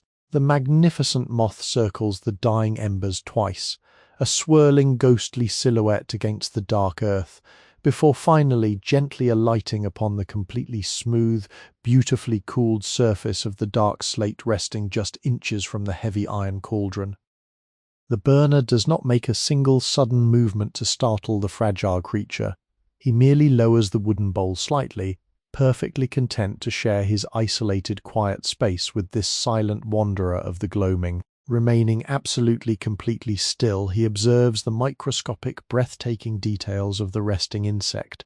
Protruding elegantly from its heavily furred, remarkably thick head are 2 incredibly large, deeply elaborate, and beautifully feathery antennae. These complex, highly sensitive appendages resemble tiny, intricately carved ferns, gently twitching and sweeping back and forth in the cold air. constantly reading the invisible shifting chemical signatures and thermal gradients of the smouldering clearing. Adorning the absolute center of each massive, powdery lower wing is a perfect, vividly detailed and highly striking circular pattern resembling a large, unblinking eye. These false eye spots are bordered in deep, incredibly rich shades of dark rust and brilliant, pale ochre, designed perfectly by nature to suddenly startle and utterly confuse any predatory owl that might happen to glance downward from the high branches. The delicate creature rests there upon the dark stone for several long, incredibly quiet, and profoundly peaceful minutes, its massive, powdery wings slowly, methodically opening and closing in a deep, rhythmic, and incredibly slow-breathing motion. Finally, having entirely absorbed the faint ambient warmth of the slate, the heavy moth suddenly launches itself back into the freezing air, spiraling upward and outward, dissolving completely and instantly back into the vast, impenetrable velvet darkness of the wild timberland, leaving absolutely no trace of its magical, fleeting presence behind. With the heavy, dark rye porridge completely settled, and the hot, deeply medicinal tea fully consumed, the master burner turns his quiet, unhurried attention to a vital, heavily ingrained, and profoundly meditative ritual of solitary woodland survival. He reaches slowly to his thick leather belt and smoothly withdraws his heavy, incredibly sharp, antler-handled carving knife from its deep, heavily oiled leather sheath. Despite the absolute staggering exhaustion constantly pulling at his heavy muscles, he never ever allows his essential tools to rest in a state of neglect. From the extreme edge of his dying cooking fire, he carefully gathers a tiny, practically weightless pinch of exceptionally fine, perfectly white, and completely cooled wood ash using his thick thumb and forefinger. He sprinkles this microscopic, powdery dust directly onto a small, beautifully soft and heavily worn square of scrap deerskin. To this dry ash, he adds a single heavy drop of rendered, incredibly rich animal fat, entirely creating a wonderfully thick, highly abrasive, and beautifully traditional polishing paste.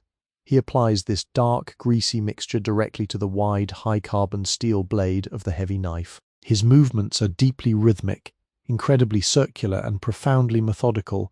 He rubs the soft, abrasive leather vigorously against the cold steel over and over, completely covering the entire, sweeping length of the dangerous blade.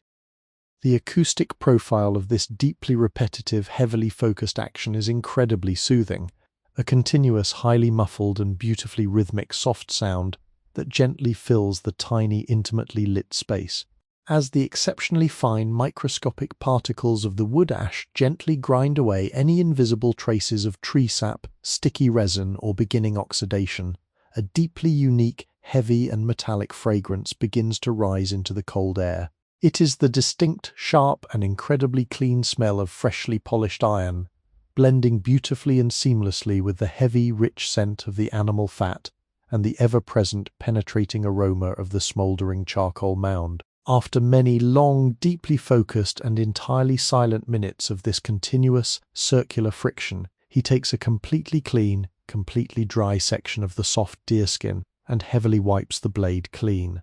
The result is absolutely magnificent. The high-carbon steel, which only moments ago appeared deeply dull and entirely lifeless in the dark, now suddenly catches the faint ambient silver starlight, gleaming intensely with a beautiful dark, mirror-like and profoundly pristine finish. He carefully, slowly runs the thick, heavily calloused pad of his heavy thumb extremely gently across the very edge of the polished steel, silently confirming its utterly flawless, razor-sharp bite. He then slides the heavy knife smoothly, perfectly, and securely back into its deep, dark leather sheath, an unspoken, deeply satisfying promise of total readiness for whatever heavy labor the fast-approaching dawn will inevitably bring. The simple, tactile satisfaction of this heavy maintenance brings a profound, deeply settled peace to his weary mind.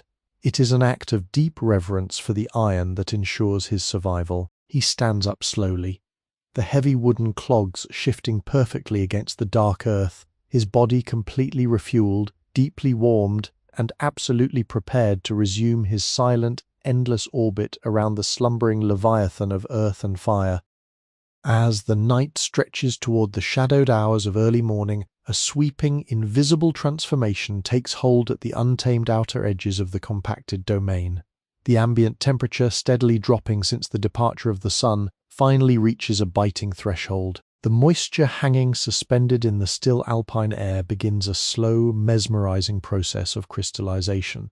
Let us cast our unfocused gaze away from the radiating warmth of the mound and look toward the boundary of the wild tree line. Here, upon the overlapping carpet of decaying oak leaves and saturated emerald moss, the very first touch of nocturnal hoarfrost manifests. It does not appear suddenly, rather it grows with microscopic precision. Tiny sharp shards of pure ice form along the serrated edges of the lowest fern fronds, catching the faint descending starlight and transforming the dark undergrowth into a sprawling tapestry of crushed diamonds. This creeping frost possesses a distinct crisp olfactory signature. It is the absolute absence of warmth, a scent that speaks of frozen earth, dormant tree roots, and the suspended animation of the approaching winter. Stepping away from the protective mound and walking toward this boundary, you would hear an acoustic change in the forest floor. The soft, yielding dampness of the ancient moss gives way to a fragile, crunching sound beneath the solid oak soles of the clogs. Each deliberate footfall shatters millions of these delicate ice crystals, creating a tiny, localized symphony of breaking glass that echoes softly through the timberland. Yet this relentless encroachment is masterfully held at bay by the colossal giant of packed earth residing in the center of the clearing. The immense continuous thermal energy of the charcoal mound creates an unyielding protective dome, a sphere of dry heat that aggressively pushes back the white frost, ensuring the physical comfort of the craftsman within its scented perimeter. Retreating smoothly back into this protective envelope of dry heat, the master burner returns to his worn, flattened oak stump workbench. Though the rapidly modernizing world resting many miles away down in the busy valleys relies on thin parchment, flowing black ink, and leather-bound ledgers to meticulously track the flow of commerce, this isolated woodland domain operates on an older, tactile system of accounting. It is a forgotten, trusted tradition of honor rooted directly in the raw timber of the surrounding forest. Reaching into the cavernous pocket of his oiled wool tunic, his calloused fingers carefully retrieve a remarkably straight, unblemished, thick piece of seasoned hazel branch. This unassuming cylinder of pale timber is crucial to his existence. It is the kerbholz, the traditional tally stick serving as the singular binding contract between the solitary burner and the wealthy ironmasters waiting beside their roaring forges in the distant towns. The wood has been painstakingly stripped of its rough outer bark many weeks prior, leaving behind a smooth, pale, dense inner core that was subsequently dried by the ambient heat of the clearing. The flawless surface of this hardened branch is profoundly pleasing to the touch, devoid of any sharp splinters and possessing a slight, comforting natural warmth absorbed from resting securely against the man's beating chest. He holds this simple piece of hazel up to the flickering amber light of his dying cooking fire, turning it methodically in his massive hands. The hazel branch retains a ghost of its former life. Tiny nodes where forgotten leaves once sprouted are now smoothed over, creating subtle ripples in the pale wood. He silently inspects the microscopic lines of the wood grain, mapping out the precise layout before bringing blade to timber, locating the perfect continuous flat plane upon which to physically record the grueling history of his ongoing labor. With the freshly polished, razor-sharp steel of his antler-handled carving knife resting securely in his dominant right hand, he begins the deliberate, focused process of physically carving the new day's record. He places the flat edge of the cold blade gently against the smooth wood, applying exactly the precise amount of downward pressure required to bite into the dense hazel without slipping or tearing the grain. With a slow, controlled inward pull, he expertly removes a tiny, geometric triangular wedge of pale wood. The auditory experience of this solitary accounting is hypnotic, a distinct, sharp, and satisfying muffled snick as the polished blade slices cleanly through the tight, resistant fibers. Delicate, curled shaving falls gracefully away, landing practically weightlessly upon his dark, stained leather apron. He repeats this precise motion, creating a perfect, continuous row of identical indentations running methodically down the straight length of the stick. Each carved notch visually represents a weighty unit of physical time and immense labor. A finished day of the slow burn, a towering cord of raw timber successfully loaded into the dome, or a guaranteed heavy basket of carbonized black charcoal promised to the foundries. The physical act of cutting these grooves into the hard wood feels remarkably final, unlike delicate ink that can be washed away by a sudden alpine rain, or numbers on a fragile paper page that can be subtly altered in the shadows. The carved wood is fundamental. It is a tangible, unchangeable record of staggering physical endurance. The microscopic scent released immediately by this fresh carving is surprisingly subtle, a delicate, sweet aroma of exposed inner hazel that momentarily cuts through the dominant smell of roasted bark and baked clay. He traces his thumb very slowly over the newly carved edges of the indentations, flawlessly reading the tactile ledger by touch alone in the pressing gloom. It is an intimate communion with the slow progress of his monumental task. Let us delve deeper into the complex, trusting historical tradition embedded within this seemingly ordinary piece of carved hazel. The Kerbholz is not merely a solitary reminder for the exhausted craftsman, it serves as exactly one half of a physical, unbreakable economic partnership. Once the grueling harvest of the forest is finished and the cooled mountain of pure, lightweight black charcoal is finally ready for its perilous descent down the steep mountain paths into the waiting valley, this notched stick will be carefully and precisely split straight down the exact middle of its entire length. The master burner will retain one splintered half, while the purchasing ironmaster will securely take the corresponding other. Because the deep, sharp notches were carved continuously across the unbroken diameter of the thick branch long before it was ever split, the two resulting jagged pieces form a flawless, irreplicable three-dimensional puzzle. When the time comes to settle the final payment of solid silver coins, the two men will bring their respective weathered halves together. Only when the irregular, splintered natural splits align with microscopic precision and every single carved notch perfectly matches its corresponding counterpart is the transaction truly considered honorable and complete. This tactile, secure method of woodland commerce brilliantly bypasses the need for written language or complex mathematics, relying utterly on the unforgeable uniqueness of the shattered timber grain. He gently slips the precious, newly marked ledger securely back into the cavernous darkness of his heavy wool tunic pocket, letting it rest safely against his steady heartbeat. He slowly raises his lined, patient face once more to the cold air, pulling his focused attention away from his hands and projecting it outward, blanketing the glowing worksite with his watchful gaze. He takes an expanding, long inhalation, filling his lungs with this complex, peaceful atmosphere, before heavily rising upon his wooden clogs to resume his unending pacing around the slumbering mountain of earth and fire. Resuming his relentless measured orbit around the massive circumference of the smouldering Meiler, the master burner relies entirely on a complex sensory network honed by decades of solitary vigilance. His eyes, though sharp and accustomed to the gloom, are secondary in this profound darkness to his nose and the highly sensitive skin of his weathered cheeks. As he paces slowly past the northeastern quadrant of the earthen dome, a subtle anomaly registers within his consciousness. It is a minute shift in the olfactory landscape, a change so delicate a novice would never detect it.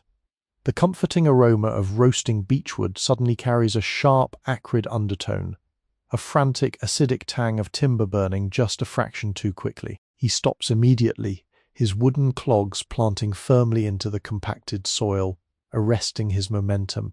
He leans forward, bringing his face perilously close to the baking crust of the mound, scanning the dark, curving surface. There, hidden within the rough, gritty texture of the baked clay, he discovers the source, a microscopic, jagged fissure no wider than the thickness of a solitary pine needle. From this tiny rupture escapes a thin, hurried and erratic wisp of pale yellow smoke, completely different from the lazy blue-grey vapor drifting from the intentional draft holes below.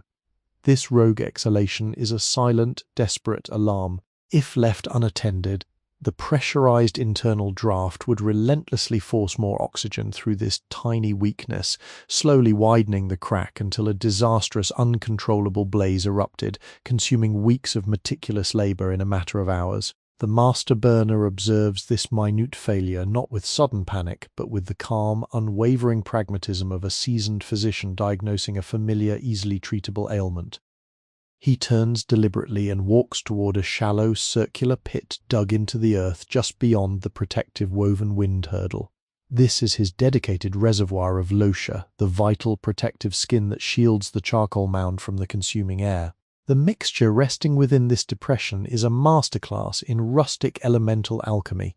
It is composed of 3 essential earthly ingredients, gathered and blended with obsessive care during the daylight hours.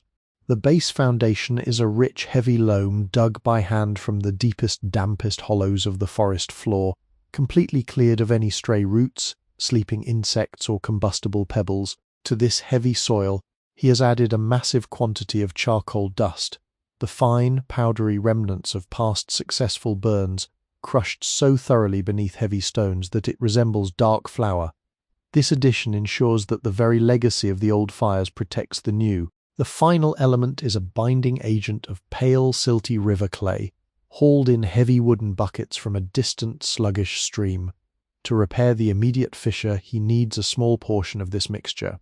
He does not use a tool for this intimate task. Instead, he plunges his bare, calloused hands directly into the cold, damp mass. He lifts a heavy handful, squeezing and folding the dark mud between his thick fingers. The tactile sensation is rich and remarkably complex. It is cold, heavy, and dense, offering a stark, soothing contrast to the radiating heat of the nearby mound. The microscopic grit of the river sand drags gently across his palms. As he works the trapped moisture evenly through the soil and ash, the mud produces a thick, satisfying squelching sound, a wet, rhythmic slapping that briefly disrupts the dry acoustic profile of the clearing.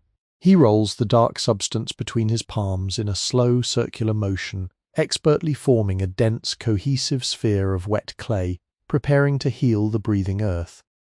Carrying this heavy sphere of damp earth, he returns to the bleeding fissure. He retrieves a small, specialized wooden paddle from a leather loop secured to his heavy belt. This specific tool, carved entirely from a dense, slow-growing piece of boxwood, features a teardrop-shaped blade that has been sanded with river stones to a smooth, frictionless finish. He presses the wet sphere of loche firmly against the microscopic crack. The reaction is instantaneous and intensely sensory. As the cold, damp mud meets the searing, hot-baked crust of the mound, a sharp, aggressive hiss erupts into the quiet night. A sudden, thick cloud of brilliant white steam billows upward, rushing over his hands and face, carrying the heavy, earthy scent of boiling soil, wet ash, and hot minerals. Using the flat edge of the boxwood paddle, he methodically works the fresh mud deep into the fissure, applying heavy downward strokes. He sweeps the wooden blade back and forth with a practiced rhythm, blending the edges of the wet patch seamlessly into the surrounding dry armor. The intense internal heat of the captive fire immediately begins to bake the new addition. You can visually track the rapid evaporation process as the moisture is forced outward. The patch transitions slowly from a glistening, saturated black to a matte, powdery charcoal grey, matching the rest of the colossal structure perfectly. He rests his bare palm gently against the newly healed section, feeling the steady, rhythmic pulse of the smothered heat returning to its proper, controlled equilibrium. The rogue wisp of yellow smoke is extinguished, replaced once again by the heavy, comforting scent of slow, disciplined carbonization. The localized heat of the patching process has drawn a heavy layer of sweat to his brow, a stark physical reminder of the toll this silent stewardship exacts upon the body. Droplets of moisture catch the ambient ash in the air, creating dark streaks across his deeply lined forehead. To replenish his own internal reserves, he walks slowly back to the sweeping branches of the ancient weeping birch tree, resting in the cooler shadows near the massive chestnut water trough. The wind rustles the brittle, paper-thin leaves above him, producing a dry, whispering melody. Hanging from a sturdy, low-hanging limb by a braided leather strap is his personal drinking vessel. It is a traditional box bootle, a distinctively shaped, flattened and bulbous flask crafted from thick, hardened cowhide. The exterior of the leather is deeply scarred and stained from years of woodland use, featuring intricate heavy linen stitching along its sweeping curves. The interior is heavily lined with a thick layer of melted natural beeswax, rendering the porous hide completely waterproof and preserving the flavor of the contents. The faint, sweet smell of the honeycombs still clings stubbornly to the leather neck. He pulls the heavy wooden stopper, carved from a simple piece of pine, from the narrow opening of the flask. The resulting sound is a deep, hollow pop that echoes pleasantly against the surrounding timber. He raises the leather vessel to his chapped lips and tilts his head backward. The liquid within is not mere water, but a heavily diluted, fermented apple cider, pressed during the fading days of the previous autumn and stored in the cool darkness of his woodland hut. The taste is a revelation in the soot-choked air. It is incredibly crisp, tart, and carries a sharp, biting acidity that cuts perfectly through the thick layers of wood smoke and fine ash coating the back of his throat. The slight, lingering sweetness of the forgotten orchard apples offers a fleeting sensory memory of bright sunshine, golden leaves and buzzing bees, a profound, refreshing contrast to the dark, smouldering reality of the present timberland. The cold liquid travels heavily down his chest, a soothing, icy ribbon tracing its way into his stomach, extinguishing the internal thirst born of working beside the fire. He lowers the flask, wipes his wet mouth with the rough, undyed wool of his heavy sleeve, and secures the wooden stopper with a firm twist. His body cooled, his thirst thoroughly quenched, and the structural integrity of his earthen masterpiece restored, the master burner resumes his vigilant pacing. His wooden clogs strike a steady, reassuring rhythm against the dark earth, continuing his solitary watch as the massive, ancient forest sleeps peacefully around. As the night crosses the unseen threshold separating the late hours from the impending morning, the ambient cold reaches its absolute zenith. The air in the clearing becomes a physical presence, a dense, heavy pressure pushing relentlessly against the edges of the warm sanctuary. Look up toward the sweeping canopy of ancient beech branches. The suspended layer of wood smoke, which earlier danced in fluid, horizontal ripples, now stagnates, frozen by the descending chill. It forms a thick, motionless ceiling of pale silver vapor, trapping the ambient starlight and diffusing it into an omnidirectional, ghostly illumination. This luminous fog softens every sharp edge, turning the towering stacks of reserve timber into monolithic, frosted standing stones. The moisture in the air is so saturated that the breath of the master burner materializes in thick, cloudy plumes, lingering stubbornly before blending seamlessly into the broader mist. The rhythmic droning of the nocturnal insects finally ceases, surrendering completely to the freezing temperatures. In their absence, a profound silence reclaims the forest, broken only by the continuous, rhythmic hissing of the escaping steam from the earthen mound. It is a moment of total stasis, the natural world holding its breath in the freezing dark. Stepping toward the flat oak stump, the burner acknowledges the dull, persistent ache radiating through his forearms and the tight, cracking skin of his massive palms. The constant friction of the wooden shovel shaft and the searing heat of the clay have extracted a heavy toll on his flesh. From a small, tightly woven willow basket resting near the base of the turf hut, he retrieves a tiny, meticulously carved box. The container is fashioned from a hollowed section of discarded red deer antler. The porous outer texture of the bone has been sanded completely smooth, leaving a dense, pale surface polished to a dull shine by years of handling. Let us observe the intricate natural patterns remaining on this bone vessel. Faint, capillary-like grooves run vertically down its curved sides, stained dark brown from years of absorbing wood soot and heavy oils. A perfectly fitted flat wooden lid, whittled from dark walnut, seals the precious contents. It features a microscopic hand-carved ridge running along its outer lip to provide grip for numb, freezing fingers. He twists the lid free with a soft, resonant wooden squeak that momentarily pierces the heavy silence. Inside rests a thick, opaque salve, a rustic woodland remedy passed down through generations of solitary craftsmen. The base is rendered mutton tallow, blended painstakingly with sticky golden spruce resin and pulverized dried wintergreen leaves. He scoops a small, firm dollop with his heavy thumbnail. As the thick paste makes contact with the radiating heat of his skin, it immediately begins to melt, transforming from a dense solid into a smooth, heavy oil. The texture changes instantly beneath his touch. It loses its cloudy, waxy appearance and becomes completely transparent, revealing the permanent soot stains embedded deep in the lifelines of his palms. He methodically massages the dark salve into the heavy calluses and the microscopic fissures of his cracked skin.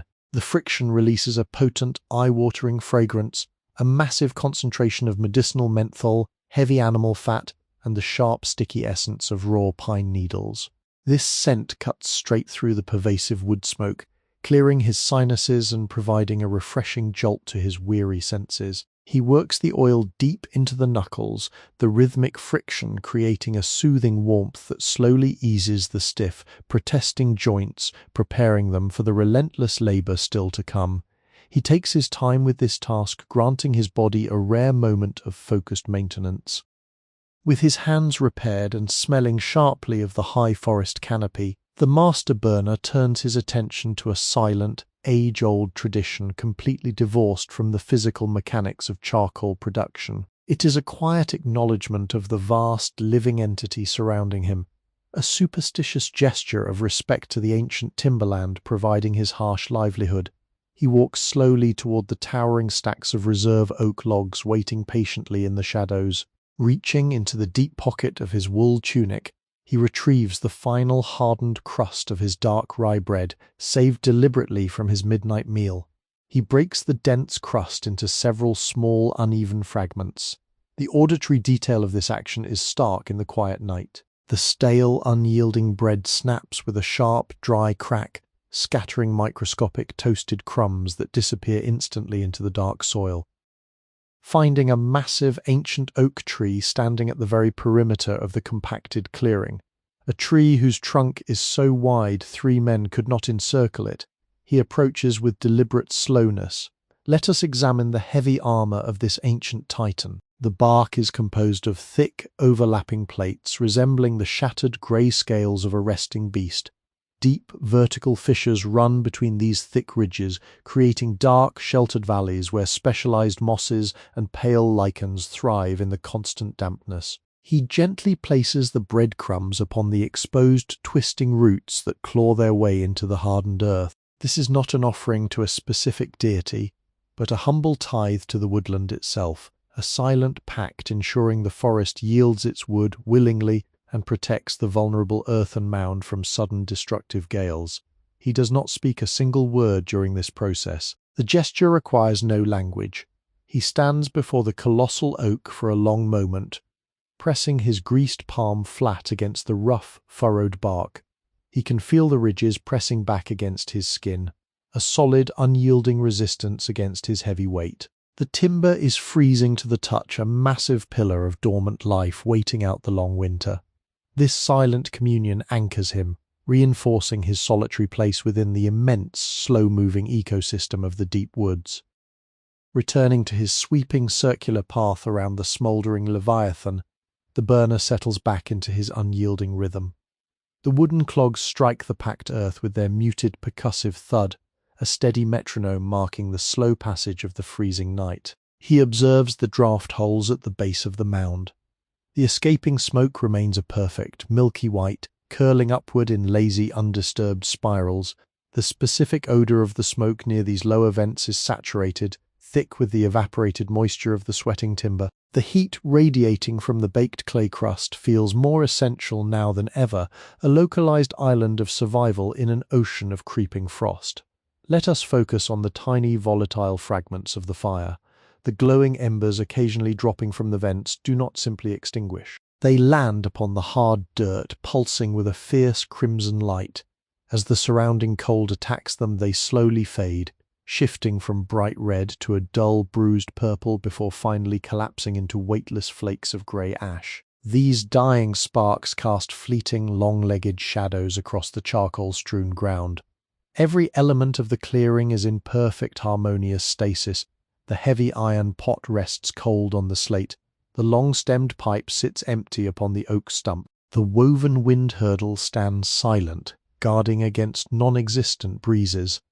The slow burning of the earth continues its magical destructive transformation, hidden completely from the naked eye. The man, the mound, and the forest are locked together in a timeless heavy slumber, waiting with infinite patience for the very first subtle shifting of the darkness that will eventually herald the distant dawn.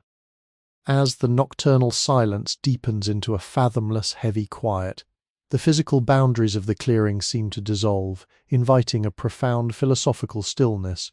The frantic, mechanical measurement of time, the relentless, anxious ticking of brass gears and tightly coiled springs that governs the waking towns far below, holds absolutely no dominion here. In this isolated woodland sanctuary, time is not sliced into rigid, unforgiving seconds or measured by the frantic swinging of a pendulum.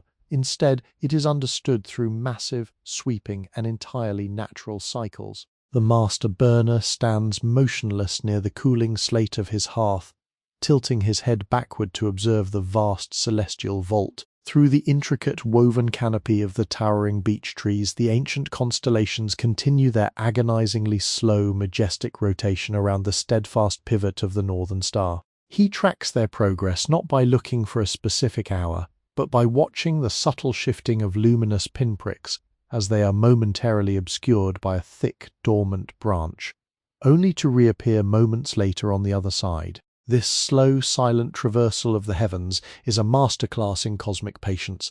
It is a visual reminder that the earth is constantly, smoothly turning, carrying the sleeping forest through the dark ocean of the night.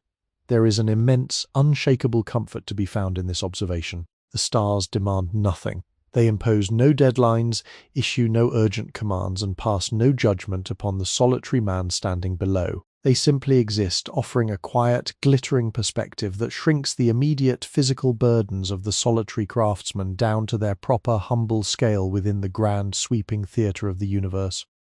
Lowering his gaze from the frosty heavens, the burner approaches one of the massive, looming cords of reserved timber resting just beyond the immediate warmth of the mound. He reaches out and rests his rough, calloused palm against the flat, sawn end of a colossal oak log. The wood is freezing to the touch, a dense, heavy cylinder of dormant life. He traces the flat surface with a bare fingertip, his tactile senses reading a physical, biological archive of immense, silent history. The end grain reveals a mesmerizing pattern of tightly packed concentric circles, the growth rings of the ancient tree. Let us zoom in upon these microscopic, undulating lines. Each individual ring represents an entire, complete year of existence, a physical record of seasons long past, locked permanently within the sturdy cellulose. The burner can feel the subtle variations in the texture. The lighter, wider bands represent the explosive, generous growth of wet, luxurious springs, while the darker, incredibly narrow lines tell the harsh, unforgiving story of dry, scorching summers and bitter, prolonged droughts. By moving his finger outward from the very center of the log toward the rough outer bark, he is quite literally tracing a century of forgotten weather. The absolute center, the tiny dark pith, represents a sapling that pushed its way through the moss long before he or even his father was born. This single piece of timber absorbed decades of golden sunlight, drank thousands of gallons of cold spring water, and withstood countless howling winter gales. It stood as a silent witness to 100 autumns, slowly pulling the raw energy of the earth and the sky into its sturdy trunk. Now, resting in the shadows, it waits to release all of that accumulated, dormant energy back into the world. It is a profound realization that the wood is not merely dead material, but a vast, silent battery of trapped historical time. This quiet reflection transitions seamlessly into the fundamental alchemy of his life's work. The slow, controlled burning of the earthen mound is not an act of chaotic destruction, but a meticulous, deliberate process of distillation. He walks toward a small pile of discarded, finished charcoal from a previous, successful harvest resting near the woven wind hurdle. He picks up a single, jagged shard of the black material. It is a fascinating, paradoxical substance. Let us examine its physical properties closely in the dim starlight. Though it retains the exact original shape and microscopic grain pattern of the wood it once was, its essence has been radically transformed. The intense, oxygen-starved heat of the Meiler has forcibly driven out all the internal moisture, all the volatile saps, and all the heavy, smoky impurities. What remains is an ultra-lightweight, highly porous skeleton of practically pure carbon. As he balances the dark shard upon his palm, it feels astonishingly light, practically weightless compared to the heavy, dense oak from which it was born. The surface possesses a subtle, beautiful metallic luster, a soft, shimmering sheen that catches the ambient glow of the clearing. When he gently taps two pieces of this finished charcoal together, they do not produce the dull, heavy thud of raw wood. Instead, they strike with a sharp, crystalline, almost glass-like ringing sound.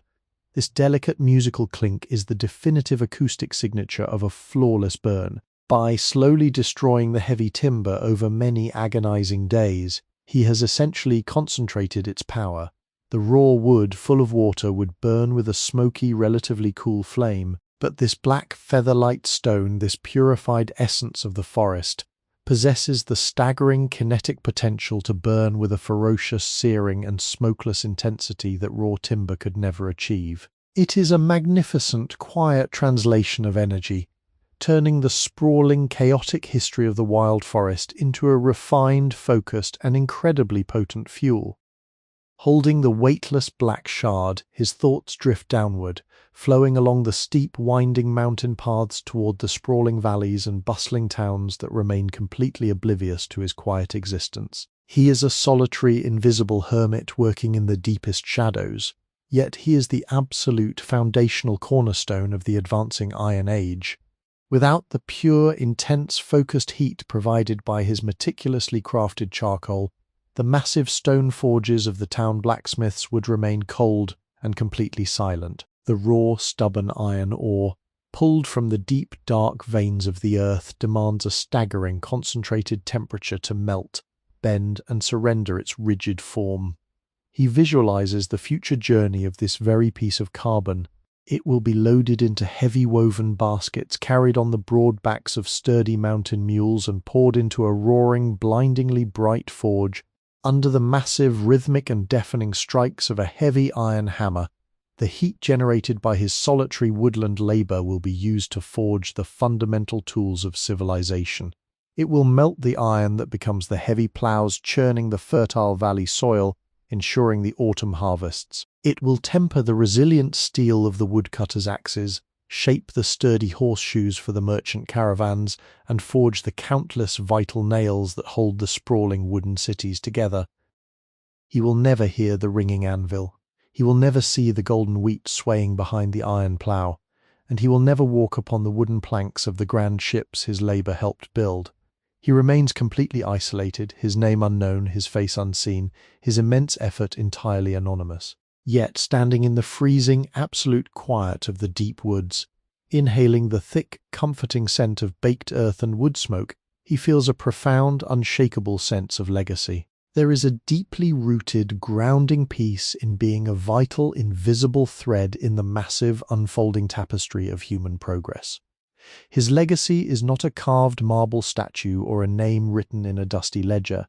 His legacy is the very heat that shapes the future world. He places the shimmering piece of black charcoal gently back onto the dark pile, returning his gaze to the slumbering, fire-breathing mountain of earth. The slow, patient work of the present moment calls him back from his philosophical wandering, anchoring him once again to the soft, rhythmic pacing, the constant vigilance, and the beautiful, heavy stillness of the long historical night. Let us draw our unhurried focus downward, shifting our gaze away from the massive, glowing structure of the mound and the towering walls of reserve timber, directing it toward the very edge of the stone hearth. Here, resting quietly upon the compacted dirt, lies a tiny, pale drift of exhausted ash, the final weightless ghost of the secondary cooking fire. This grey, powdery residue represents the ultimate, uncompromising reduction of physical matter. If you were to press a small pinch of it between your heavy thumb and calloused forefinger, it offers absolutely no tactile resistance, dissolving instantly into a microscopic silky film that entirely fills the tiny etched ridges of your skin. It lacks the sharp, glass-like edge of the finished carbon and the dense, heavy wetness of the raw river clay. It is organic memory rendered into physical form.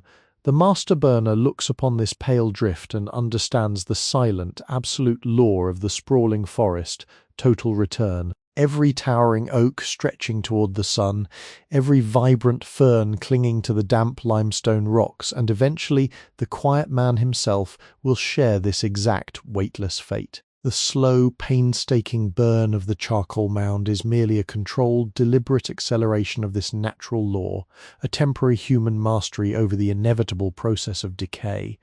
Yet there is a profound, grounding comfort to be found in this absolute inevitability. The soft ash is not a tragic final end, but a necessary fundamental preparation for future growth. The heavy, driving autumn rains will eventually wash this powdery substance deep into the dark, loamy soil, carrying vital alkaline nutrients back to the waiting, dormant roots of the ancient trees, ensuring the eternal, cyclic rhythm of the woodland continues completely undisturbed long after the current generation of timber has fallen and rotted away into the earth. Far above the thick woven canopy of dormant branches, the pale moon slowly crosses its absolute zenith in the freezing sky, beginning its long, gradual descent toward the unseen, jagged western ridges. This sweeping celestial migration dramatically alters the visual geography of the compacted clearing. The fragile, silver light filtering through the frozen timber shifts its angle, causing the dark shadows to stretch, warp, and slowly creep across the hardened soil. The colossal shadow cast by the slumbering earthen dome acts as a massive, silent sundial for the nocturnal hours. It sweeps methodically across the scattered shards of black carbon, a creeping tide of absolute darkness that temporarily swallows the pale, glittering patches of nocturnal frost. The burner watches this slow, creeping movement with a quiet, detached philosophy. The shadows are entirely intangible, possessing zero physical weight or substance, yet they define the exact shape, depth, and texture of the entire reality within the isolated clearing. They remind the solitary craftsman that illuminating light cannot exist without the defining, heavy boundary of deep darkness. The chaotic, exhausting, and bone-breaking labor of the daylight hours is given profound meaning only by the heavy, restorative stillness of the long night watch. His own quiet existence, hidden away in the impenetrable gloom of the timberland, acts as the necessary unseen shadow that allows the bright, blazing fires of the distant valley foundries to shine brilliantly, forging the metallic tools of a modernizing world while he remains firmly anchored to the quiet traditions of the ancient past. Within this shifting, silent landscape of moonlight and creeping darkness, the burner stands as an absolute master of true isolation. Solitude, as experienced in the profound, crushing depths of the ancient forest, is not an empty, hollow void. It is a dense, heavy presence pressing gently against the skin. In the bustling, distant market towns, a man's identity is constantly shaped, challenged, and reflected by the chaotic noise of his neighbors, the urgent demands of commerce, and the constant, abrasive friction of crowded cobblestone streets. Here, stripped completely of external voices, demanding mechanical clocks, and rigid societal expectations, the human mind is forced into a state of total, unvarnished introspection. The pressing silence acts as a massive, invisible magnifying glass, amplifying the quietest internal thoughts until they echo with the weight of an iron hammer striking a heavy anvil. The craftsman does not battle this overwhelming isolation. He wraps it around his broad, stooped shoulders like a thick, protective woolen cloak against the biting alpine wind. His mind resembles the very earthen mound he tends, a vast, complex structure containing immense, smouldering energy and quiet passion, yet carefully smothered, meticulously controlled, and heavily insulated from the unpredictable, chaotic winds of the outside world. This disciplined internal architecture prevents the frantic, anxious sparks of worry, regret, or loneliness from igniting into a consuming, chaotic blaze of despair. He finds absolute, unwavering peace in the slow, repetitive rhythm of his physical tasks, a meditative, grounding focus that tethers his consciousness firmly to the immediate sensory reality of the present moment, banishing the unchangeable ghosts of the past and the unknowable uncertainties of the future completely. The heavy crushing silence of the freezing atmospheric air is suddenly, softly punctuated by a solitary, resonant sound rolling slowly down from the high alpine ridges. It is the haunting, tremulous call of a tawny owl, a sequence of low, breathy hoots that vibrate physically through the stagnant layers of suspended wood smoke.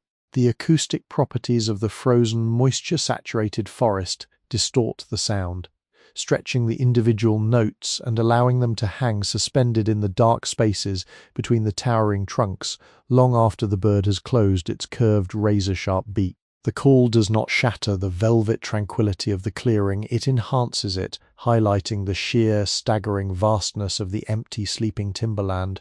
The low sound waves travel for miles over unbroken canopies of frosted spruce and dormant oak, encountering no stone walls, no ringing church bells, and no loud human voices to interrupt or drown out their long journey.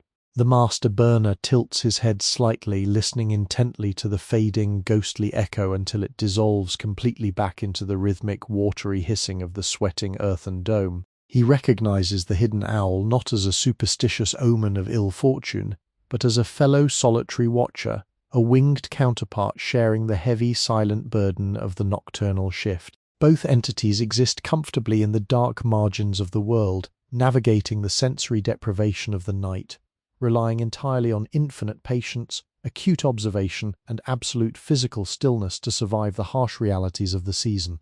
The quiet, unspoken communion between the grounded, soot-stained man and the hidden, silent bird solidifies the atmosphere of peaceful, shared endurance, weaving another subtle, philosophical thread into the rich, dark, and heavy tapestry of the woodland night. The concept of time, usually an aggressive and demanding taskmaster in the waking world, transforms completely here into a slow, meandering river. Let us return our sleepy attention to the hollowed chestnut water trough resting at the extreme edge of the dark shadows. The surface of the pure spring water, previously a perfect, dark liquid mirror, has begun to undergo its own quiet, magical transformation under the relentless assault of the falling ambient temperature. Microscopic, fragile skin of transparent ice has started to form across the wooden basin, starting at the rough algae-stained edges and creeping silently, crystal by crystal, toward the absolute center. This delicate freezing process happens in absolute silence, a slow locking of water molecules that halts the gentle, rhythmic rippling of the tiny basin. The burner observes this freezing surface, recognizing it as nature's own flawless hourglass. He knows exactly how thick that translucent ice must grow before the eastern horizon begins to pale. He does not need a painted clock face. He reads the passage of the dark hours in the stiffening of the packed mud beneath his clogs, the changing, sticky consistency of the raw wood sap, and the creeping thickening of the trough ice. The entire surrounding forest acts as a sprawling sensory clock, ticking away steadily in the silent language of dropping temperature, shifting scent, and subtle textures. This profound, total synchronization with the raw elemental world completely erases the frantic, anxious urgency that plagues modern existence. There is absolutely nowhere else to rush to, no artificial deadline to frantically meet, and no rigid schedule to maintain. There is only the continuous slow burn of the captive earth, the creeping white frost, and the patient, rhythmic breathing of a man who has surrendered his entire being to the heavy, unhurried pace of the ancient, slumbering woodland. Leaning against the curved, turf-covered wall of the rustic shelter, the long-handled packing shovel stands as a silent monument to generational endurance. This heavy wooden implement is far more than a mere physical tool.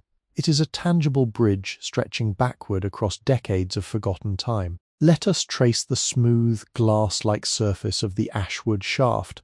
The friction that polished this timber did not originate solely from the current master burner. The amber patina, locked permanently within the tight grain, contains the microscopic layered traces of his father's labor and his grandfather's before him.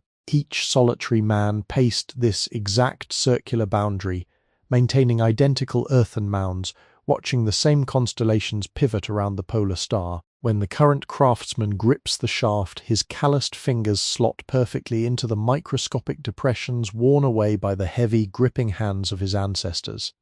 It is an unspoken physical communion, a transferring of ancient woodland knowledge through the simple act of touch. The modern world, resting in the valleys, discards the old to make way for the new, treating crafted items as disposable objects of brief convenience. Here in the shadows, the tool is a sacred inheritance. The gentle undulating erosion of the wood along the handle is a slow, tactile ledger of thousands of frozen nights spent fighting the creeping alpine frost.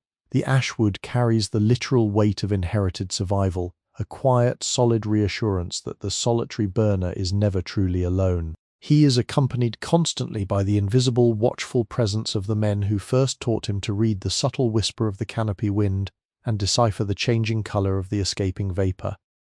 The colossal, smoldering dome occupying the center of the clearing serves as a profound teacher of vital restraint. A wild, untamed forest fire is a beast of pure, chaotic consumption. It devours raw timber with terrifying speed, converting centuries of methodical growth into useless, choking ash in a matter of frantic hours, leaving behind nothing but a scarred, barren landscape devoid of life. The charcoal mound represents the exact philosophical opposite of this rampant, terrifying destruction.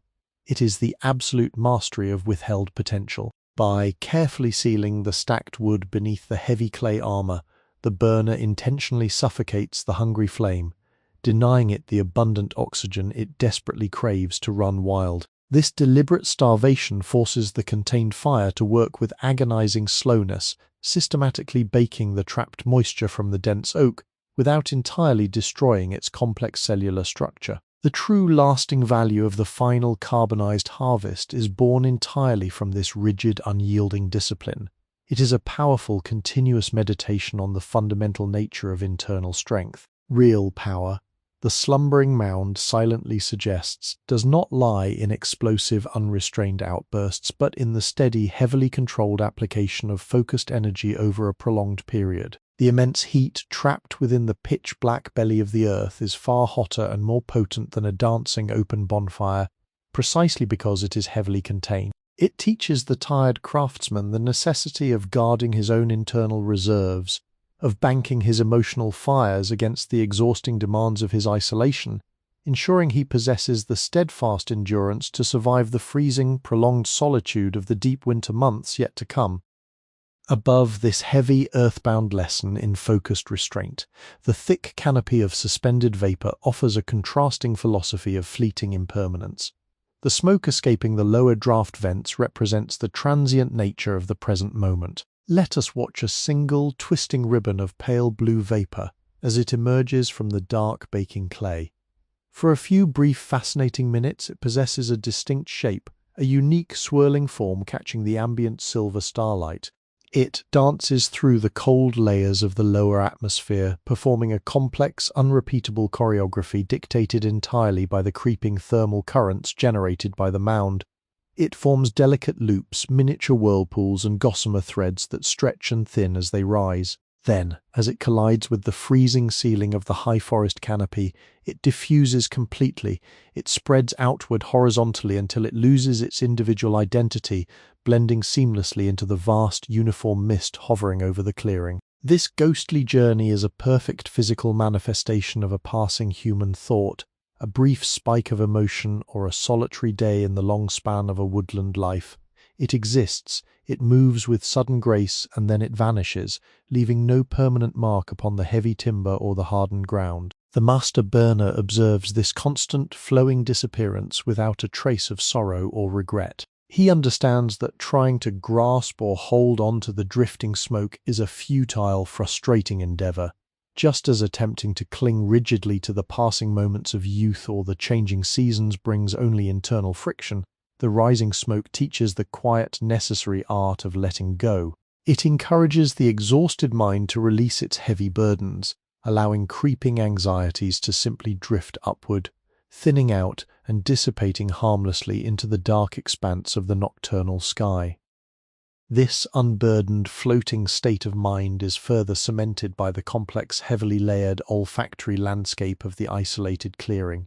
Scent possesses an almost magical ability to bypass the logical, overthinking centers of the human brain, speaking directly and clearly to the primal memory stored deep within our bones. as the dropping temperature forces the final stubborn moisture out of the surrounding vegetation. The stagnant air becomes saturated with the unfiltered essence of the sleeping earth. Closing your heavy eyes and drawing a slow, deliberate breath brings a cascading sequence of grounded, natural aromas.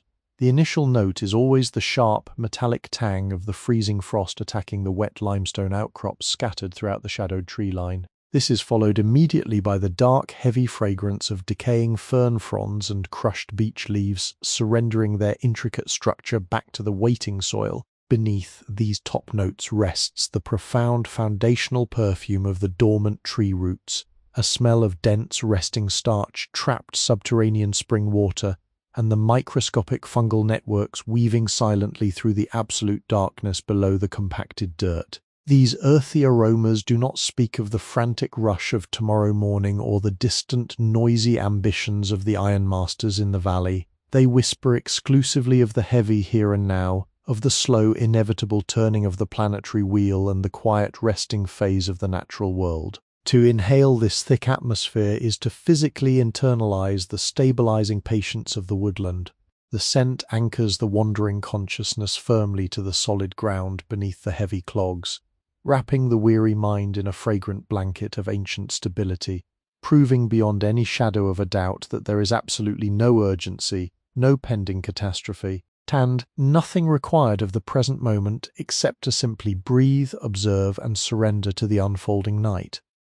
In the most profound depths of the nocturnal watch, when the creeping frost holds the surrounding timberland in a state of absolute, unyielding paralysis, a solitary, muffled sound emanates from the core of the compacted clearing. It is not the sharp crack of a breaking branch or the crisp rustle of a dry leaf, but a heavy subterranean groan originating from the pitch-black belly of the earthen leviathan. Deep within the suffocating darkness of the mound, weeks of relentless, oxygen-starved heat have finally compromised the structural integrity of a massive lower-tier beech log.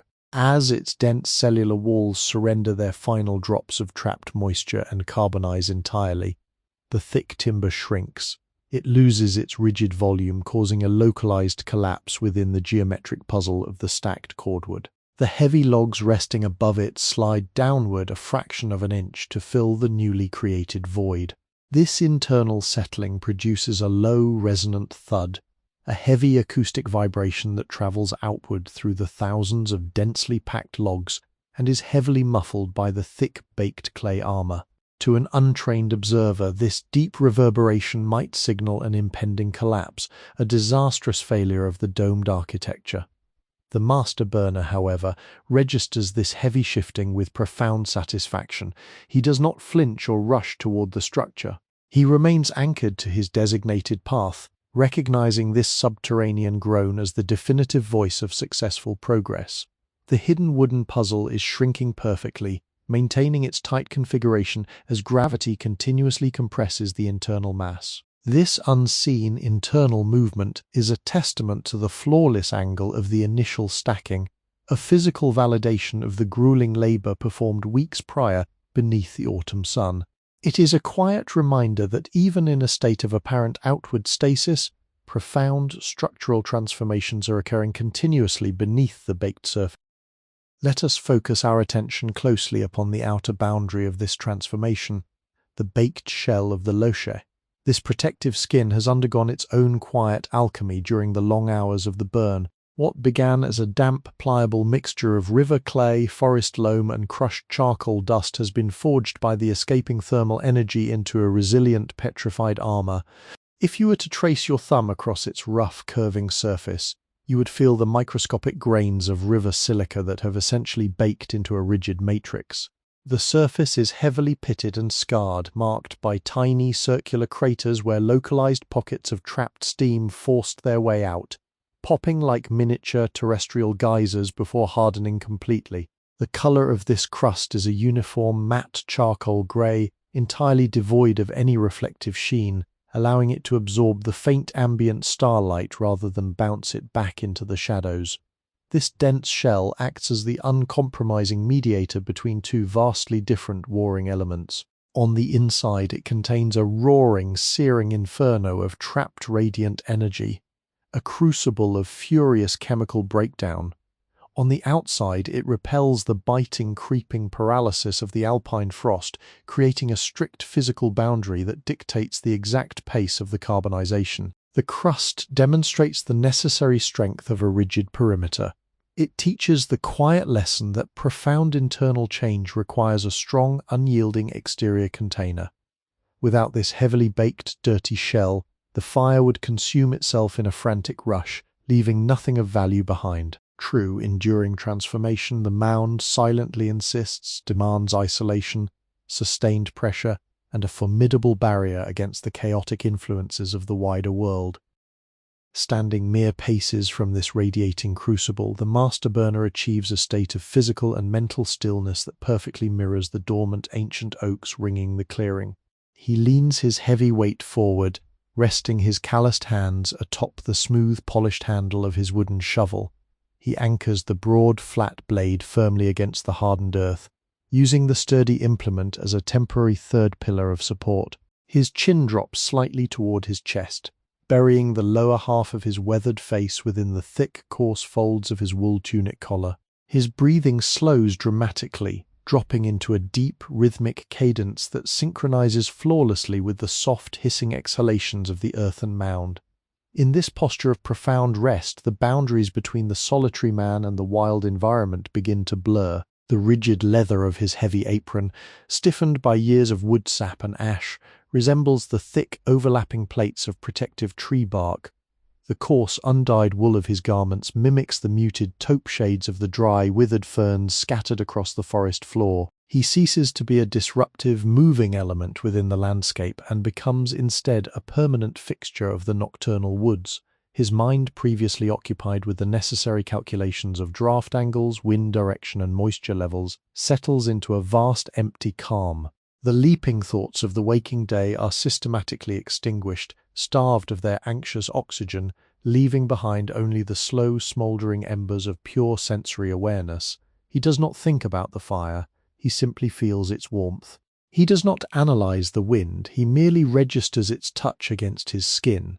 This is the philosophical peak of his long watch, a state of pure, unadulterated existence, devoid of narrative expectation or desire. This unburdened, thoughtless awareness extends outward, encompassing the vast, slow-moving reality of the ancient timberland. He perceives the forest not as a collection of individual resources to be harvested, but as a singular breathing organism executing a massive, patient cycle. The towering, dormant trees, the invisible, creeping fungal networks, the sleeping nocturnal creatures, and the slow-burning earthen mound are all interconnected cogs in a colossal, silent mechanism. Human lives, with their loud demands and brief bursts of frantic activity, seem fragile and entirely fleeting when compared to the dense, heavy endurance of the woods. A man might carve his name into the bark of a beech tree, seeking a desperate slice of immortality, but the tree will simply stretch, grow, and slowly swallow the letters, incorporating the scar into its own massive, expanding trunk over the passing decades. The forest eventually reclaims everything. It absorbs the fallen leaves, it rusts the forgotten iron tools left in the rain, and it patiently waits for the hot charcoal mound to cool, break apart, and return its scattered ashes to the dirt. Recognizing this inevitable, absolute return does not breed a sense of tragic futility. Rather, it cultivates a profound grounding relief. It lifts the heavy artificial pressure of building a permanent legacy. The true, enduring beauty of the past is not found in massive stone monuments or rigid historical records, but in the quiet, continuous passing of the torch. The knowledge of the burn, the shape of the wooden shovel, the specific recipe for the clay armor. These intangible, practiced rhythms are the real inheritance, surviving only through the slow, repetitive actions of solitary men willing to endure the freezing night. The solitary craftsman breathes in the thick, smoky air, completely content to be a temporary, necessary spark in the dark, performing his heavy labor without applause, before eventually fading back into the quiet, patient embrace of the earth.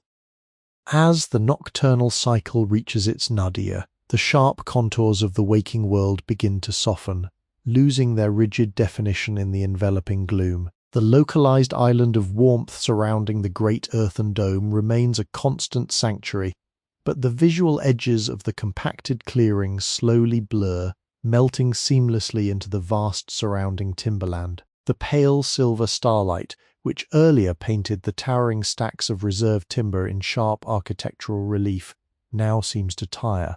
It casts a gentle, muted glow that asks nothing of the weary observer. Look closely at the lower draft holes of the Meiler. The fierce crimson pulse of the trapped heat begins to wear a softer, thicker crown of grey ash. The intense radiating energy mellows, transforming into a heavy blanket of thermal comfort. The tiny volatile embers that occasionally tumble from the clay vents no longer flare with bright defiance when they meet the cold air. They merely slip onto the packed dirt and surrender immediately, shifting to a quiet, bruised plum color before closing their glowing eyes and crumbling into dust. The shadows cast by the heavy wooden clogs and the long handle of the resting shovel stretch and diffuse, their borders becoming hazy and indistinct. The visual world is shrinking, pulling inward away from the untamed wilderness and concentrating entirely upon the slow, rhythmic breathing of the central fire. This gentle fading of light signals the closing of the diurnal circle, presenting a silent, undeniable permission for the active mind to finally release its stubborn grip on the conscious world and allow the heavy velvet edges of sleep to begin their creeping advance. At the outer edge of the warmth, the chestnut water trough completes its quiet transformation. The fragile skin of transparent ice which had been creeping slowly from the rough, algae-stained margins finally seals the absolute center of the wooden basin. The rhythmic, musical dripping from the hollowed elder sapling slows its cadence. A single drop of pure spring water gathers at the wooden spout, swells with hesitation and falls, striking the new ice with a dull, muffled tap rather than a crystalline splash. The liquid below is trapped entirely insulated from the biting air, resting in undisturbed stasis. The master burner, leaning heavily against the smooth ashwood shaft of his shovel, allows his eyelids to lower. He does not fight the approaching tide of physical exhaustion. His breathing, already slow and measured from hours of methodical pacing, stretches into a long, drawn-out rhythm that flawlessly mirrors the escaping vapor of the earthen mound. Inhale, a steady drawing in of the filtered wood smoke, the damp freezing earth and the raw pine. Exhale, smooth release of held tension, his broad shoulders dropping a fraction of an inch, his calloused hands loosening their rigid grip on the polished wood. This organic, rhythmic cycle becomes the only measurement of remaining time. The sound of his own breathing becomes an internal metronome, a soft rushing noise echoing within the confines of his heavy wool collar. It is a biological lullaby composed of raw woodland survival and ultimate peace, washing over his tired muscles and whispering to his weary bones that the heavy labor is paused, the watch is secure, and rest is rapidly approaching. The auditory landscape of the isolated clearing undergoes a final, profound dampening, a systematic wrapping of the world in thick sonic velvet. The crisp rustle of the dry beech leaves, the distant snapping of frozen twigs, and the subterranean groan of the shifting timber merge into a homogeneous, heavy hum. Even the gentle hissing of the escaping steam from the baked clay armor loses its sharp edge, shifting into a continuous, soothing white noise that wraps around the consciousness. The mind ceases to listen for specific individual sounds. It exists within a warm bath of low-frequency tranquility. The olfactory senses, too, begin to drift and soften. The distinct notes of the wild rosehip tea, the rendered animal fat upon the iron blade, and the biting metallic tang of the alpine frost blend into a single unified fragrance of pure rustic comfort. It is the complex scent of total safety, the aroma of a sheltered ancient hearth successfully holding back the unknown dark. The analytical brain powers down its frantic calculating engines. It stops analyzing the subtle shifts in wind direction. It ceases calculating the internal moisture levels of the stacked oak, and it abandons the rigid tracking of the celestial rotation. The conscious mind surrenders the helm, handing control over to the drifting, unanchored logic of the approaching dream state, allowing the heavy weight of the physical body to anchor the spirit to the quiet, unmoving earth.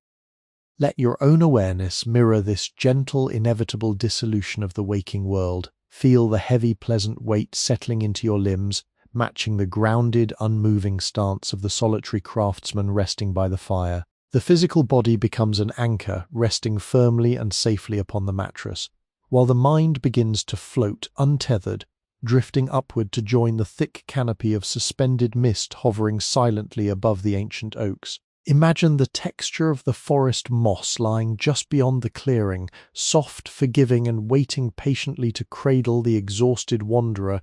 Picture the slow, mesmerizing waltz of the microscopic ash flakes, spinning gracefully in the windless, freezing air, spiraling downward in an eternal, unhurried dance. Every single slow rotation of the falling dust pulls you further down into tranquility. The towering edges of the dark trees blur into a continuous, comforting wall of shadow. The glowing ring of the charcoal mound fades to a soft, distant, and harmless ember. There is nothing left to plan for the coming dawn. There is nothing left to build in the waking world. There is nothing left to monitor or control. The massive ancient forest is watching over you, standing guard with its towering wooden sentinels. The heavy dormant earth is holding you secure, providing an unyielding foundation of comfort. The patient, smouldering heartbeat of the captive fire provides a steady rhythm for your own resting pulse. You are safe within this forgotten circle of time, hidden safely away from the rush, the noise, and the demands of the modern era, swaddled securely in the thick velvet darkness of the historical night. The breathing slows even further.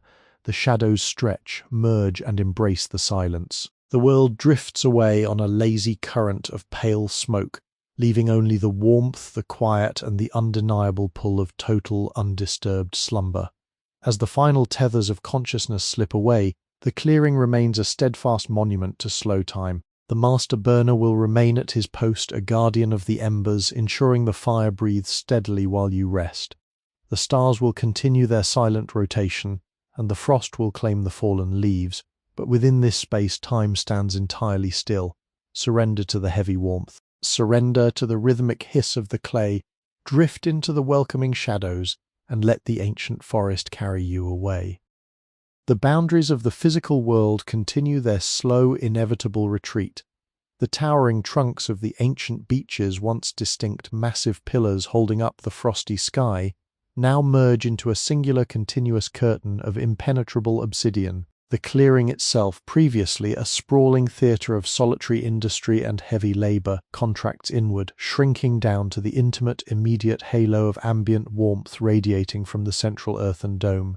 Colour drains completely from the landscape, leaving only a soothing, monochromatic tapestry of charcoal greys, muted ash, and the faint, bruised indigo of the high atmosphere.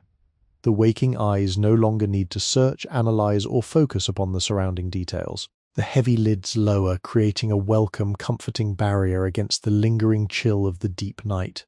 Within this enclosed, private visual space, the mind finds undeniable permission to power down its weary, grinding engines. The frantic procession of daily thoughts, the lingering echoes of distant town bells, and the urgent, demanding tasks of the waking hours dissolve into a formless, floating mist.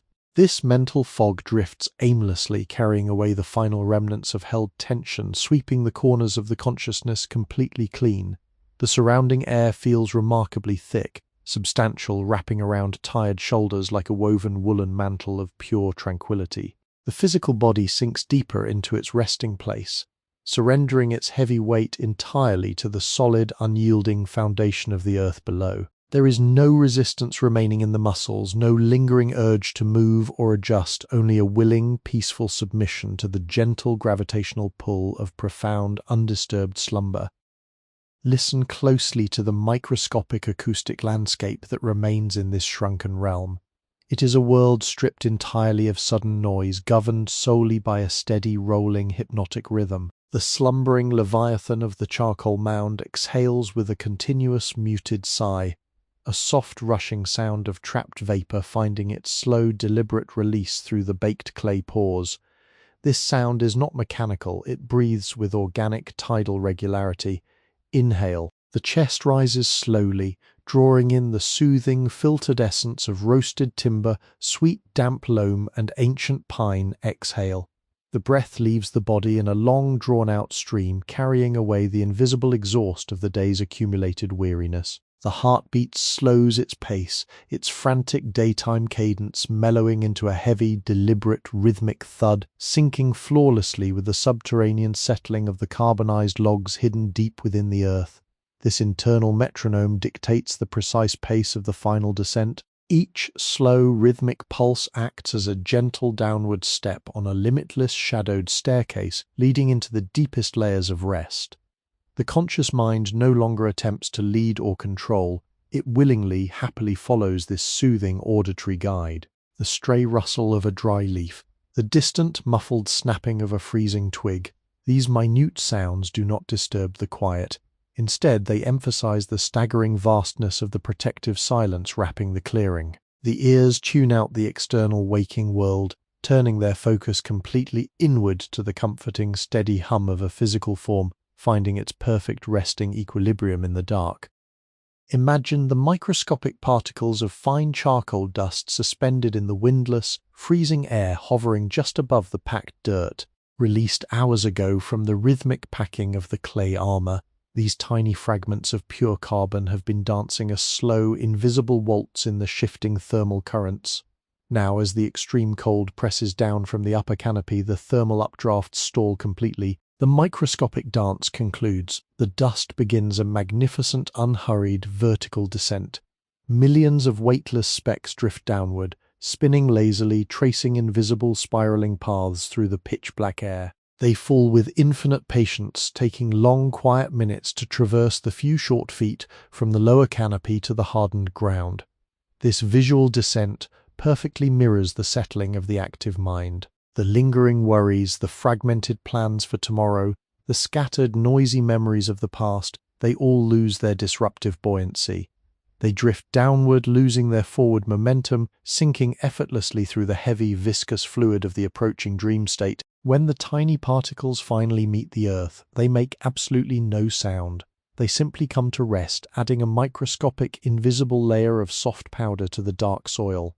The thoughts, too, meet the floor of the consciousness and fall completely silent, accumulating into a smooth, undisturbed foundation of mental quiet. The mind transforms into a still pool of dark, standing water, entirely free of ripples, reflecting nothing but the vast, empty calm of the nocturnal sky.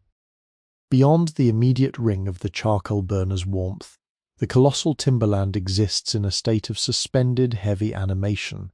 The massive root systems of the ancient oaks, buried beneath thick layers of frozen moss and rigid topsoil, lie completely dormant, clutching the earth with a relaxed, sleeping grip. The vital sap within their towering trunks has slowed to a thick, motionless amber gel, pausing its upward, life-giving journey until the distant, hazy promise of the spring thaw. High in the tangled, frosted branches, the nocturnal predators have folded their wide wings, retreating into deep, hollow cavities, tucking their heads beneath thick layers of insulating feathers to wait out the freezing dark. The wild deer rest heavily in the deep, sheltered thickets, their breathing slow and white in the cold air, their bodies pressed closely together for shared warmth and mutual comfort. The entire sprawling biome is united in a collective, synchronized act of profound rest. You are a welcome expected participant in this massive, silent communion. The forest does not judge the weary traveler. It does not demand payment or labor. It simply offers its vast, sheltering, ancient presence. To sleep here is to join a natural cycle older than recorded human time. The heavy branches act as a protective wooden roof. The dense trunks stand as silent, steadfast guardians blocking the wind, and the soft, decaying leaves provide a limitless, yielding bed. The woodland effortlessly absorbs the lingering anxieties of the human visitor, neutralizing them within its immense, slow-moving biology. The descent is now practically complete. The boundary between the physical sensation of the resting limbs and the surrounding air vanishes into a soft blur. The hands and feet grow heavy, pleasantly numb, melting completely into the supporting surface beneath them. The persistent ambient warmth radiating from the unseen mound wraps securely around the form, creating a localized, impenetrable cocoon of absolute safety. The sensory inputs fade to a singular monotone hum of pure physical comfort. There is only the slow breath in and the slow breath out. The darkness resting behind the closed eyes is no longer an empty, frightening void, but a rich, highly textured fabric of velvet shadow, infinitely deep and infinitely welcoming. The rigid concept of time evaporates entirely, leaving no trace of its passing. There is no past to regret, no future to anticipate with anxiety, only the perpetual, resting, heavy present. The master burner remains steadfast at his post, a silent, watchful sentinel, ensuring the physical world remains secure while the heavy slumber takes full hold. The fire will breathe in its earthen cage, the stars will turn on their cosmic axis, the frost will glitter on the dead ferns, but absolutely none of it requires observation or participation. The mind gently lets go of the final fraying tether, holding it to the waking realm. It drifts outward on the lazy, meandering currents of the pale smoke, floating higher and higher into the silent, suspended mist. The heavy weight of consciousness slips away like a discarded woolen cloak, leaving only a profound, echoing peace. Sleep comes not as a sudden, jarring drop, but as a gentle, endless drifting, a soft, willing surrender to the ultimate quiet. Rest now in the shadows. The long night is holding you securely. The ancient forest is keeping its silent watch. Let go completely, surrender to the heavy warmth, and drift away into the perfect, unbroken dark. Welcome to Sleepy History with Wesley, your personal sanctuary of ancient tales. Here, we blend authentic historical events with gentle AI technology to recreate immersive, soothing journeys through time. This channel is crafted specifically for relaxation and sleep support. TAND is not a substitute for professional medical advice. For your safety, please do not listen while driving or operating machinery. Now, close your eyes and let history carry you into a peaceful sleep.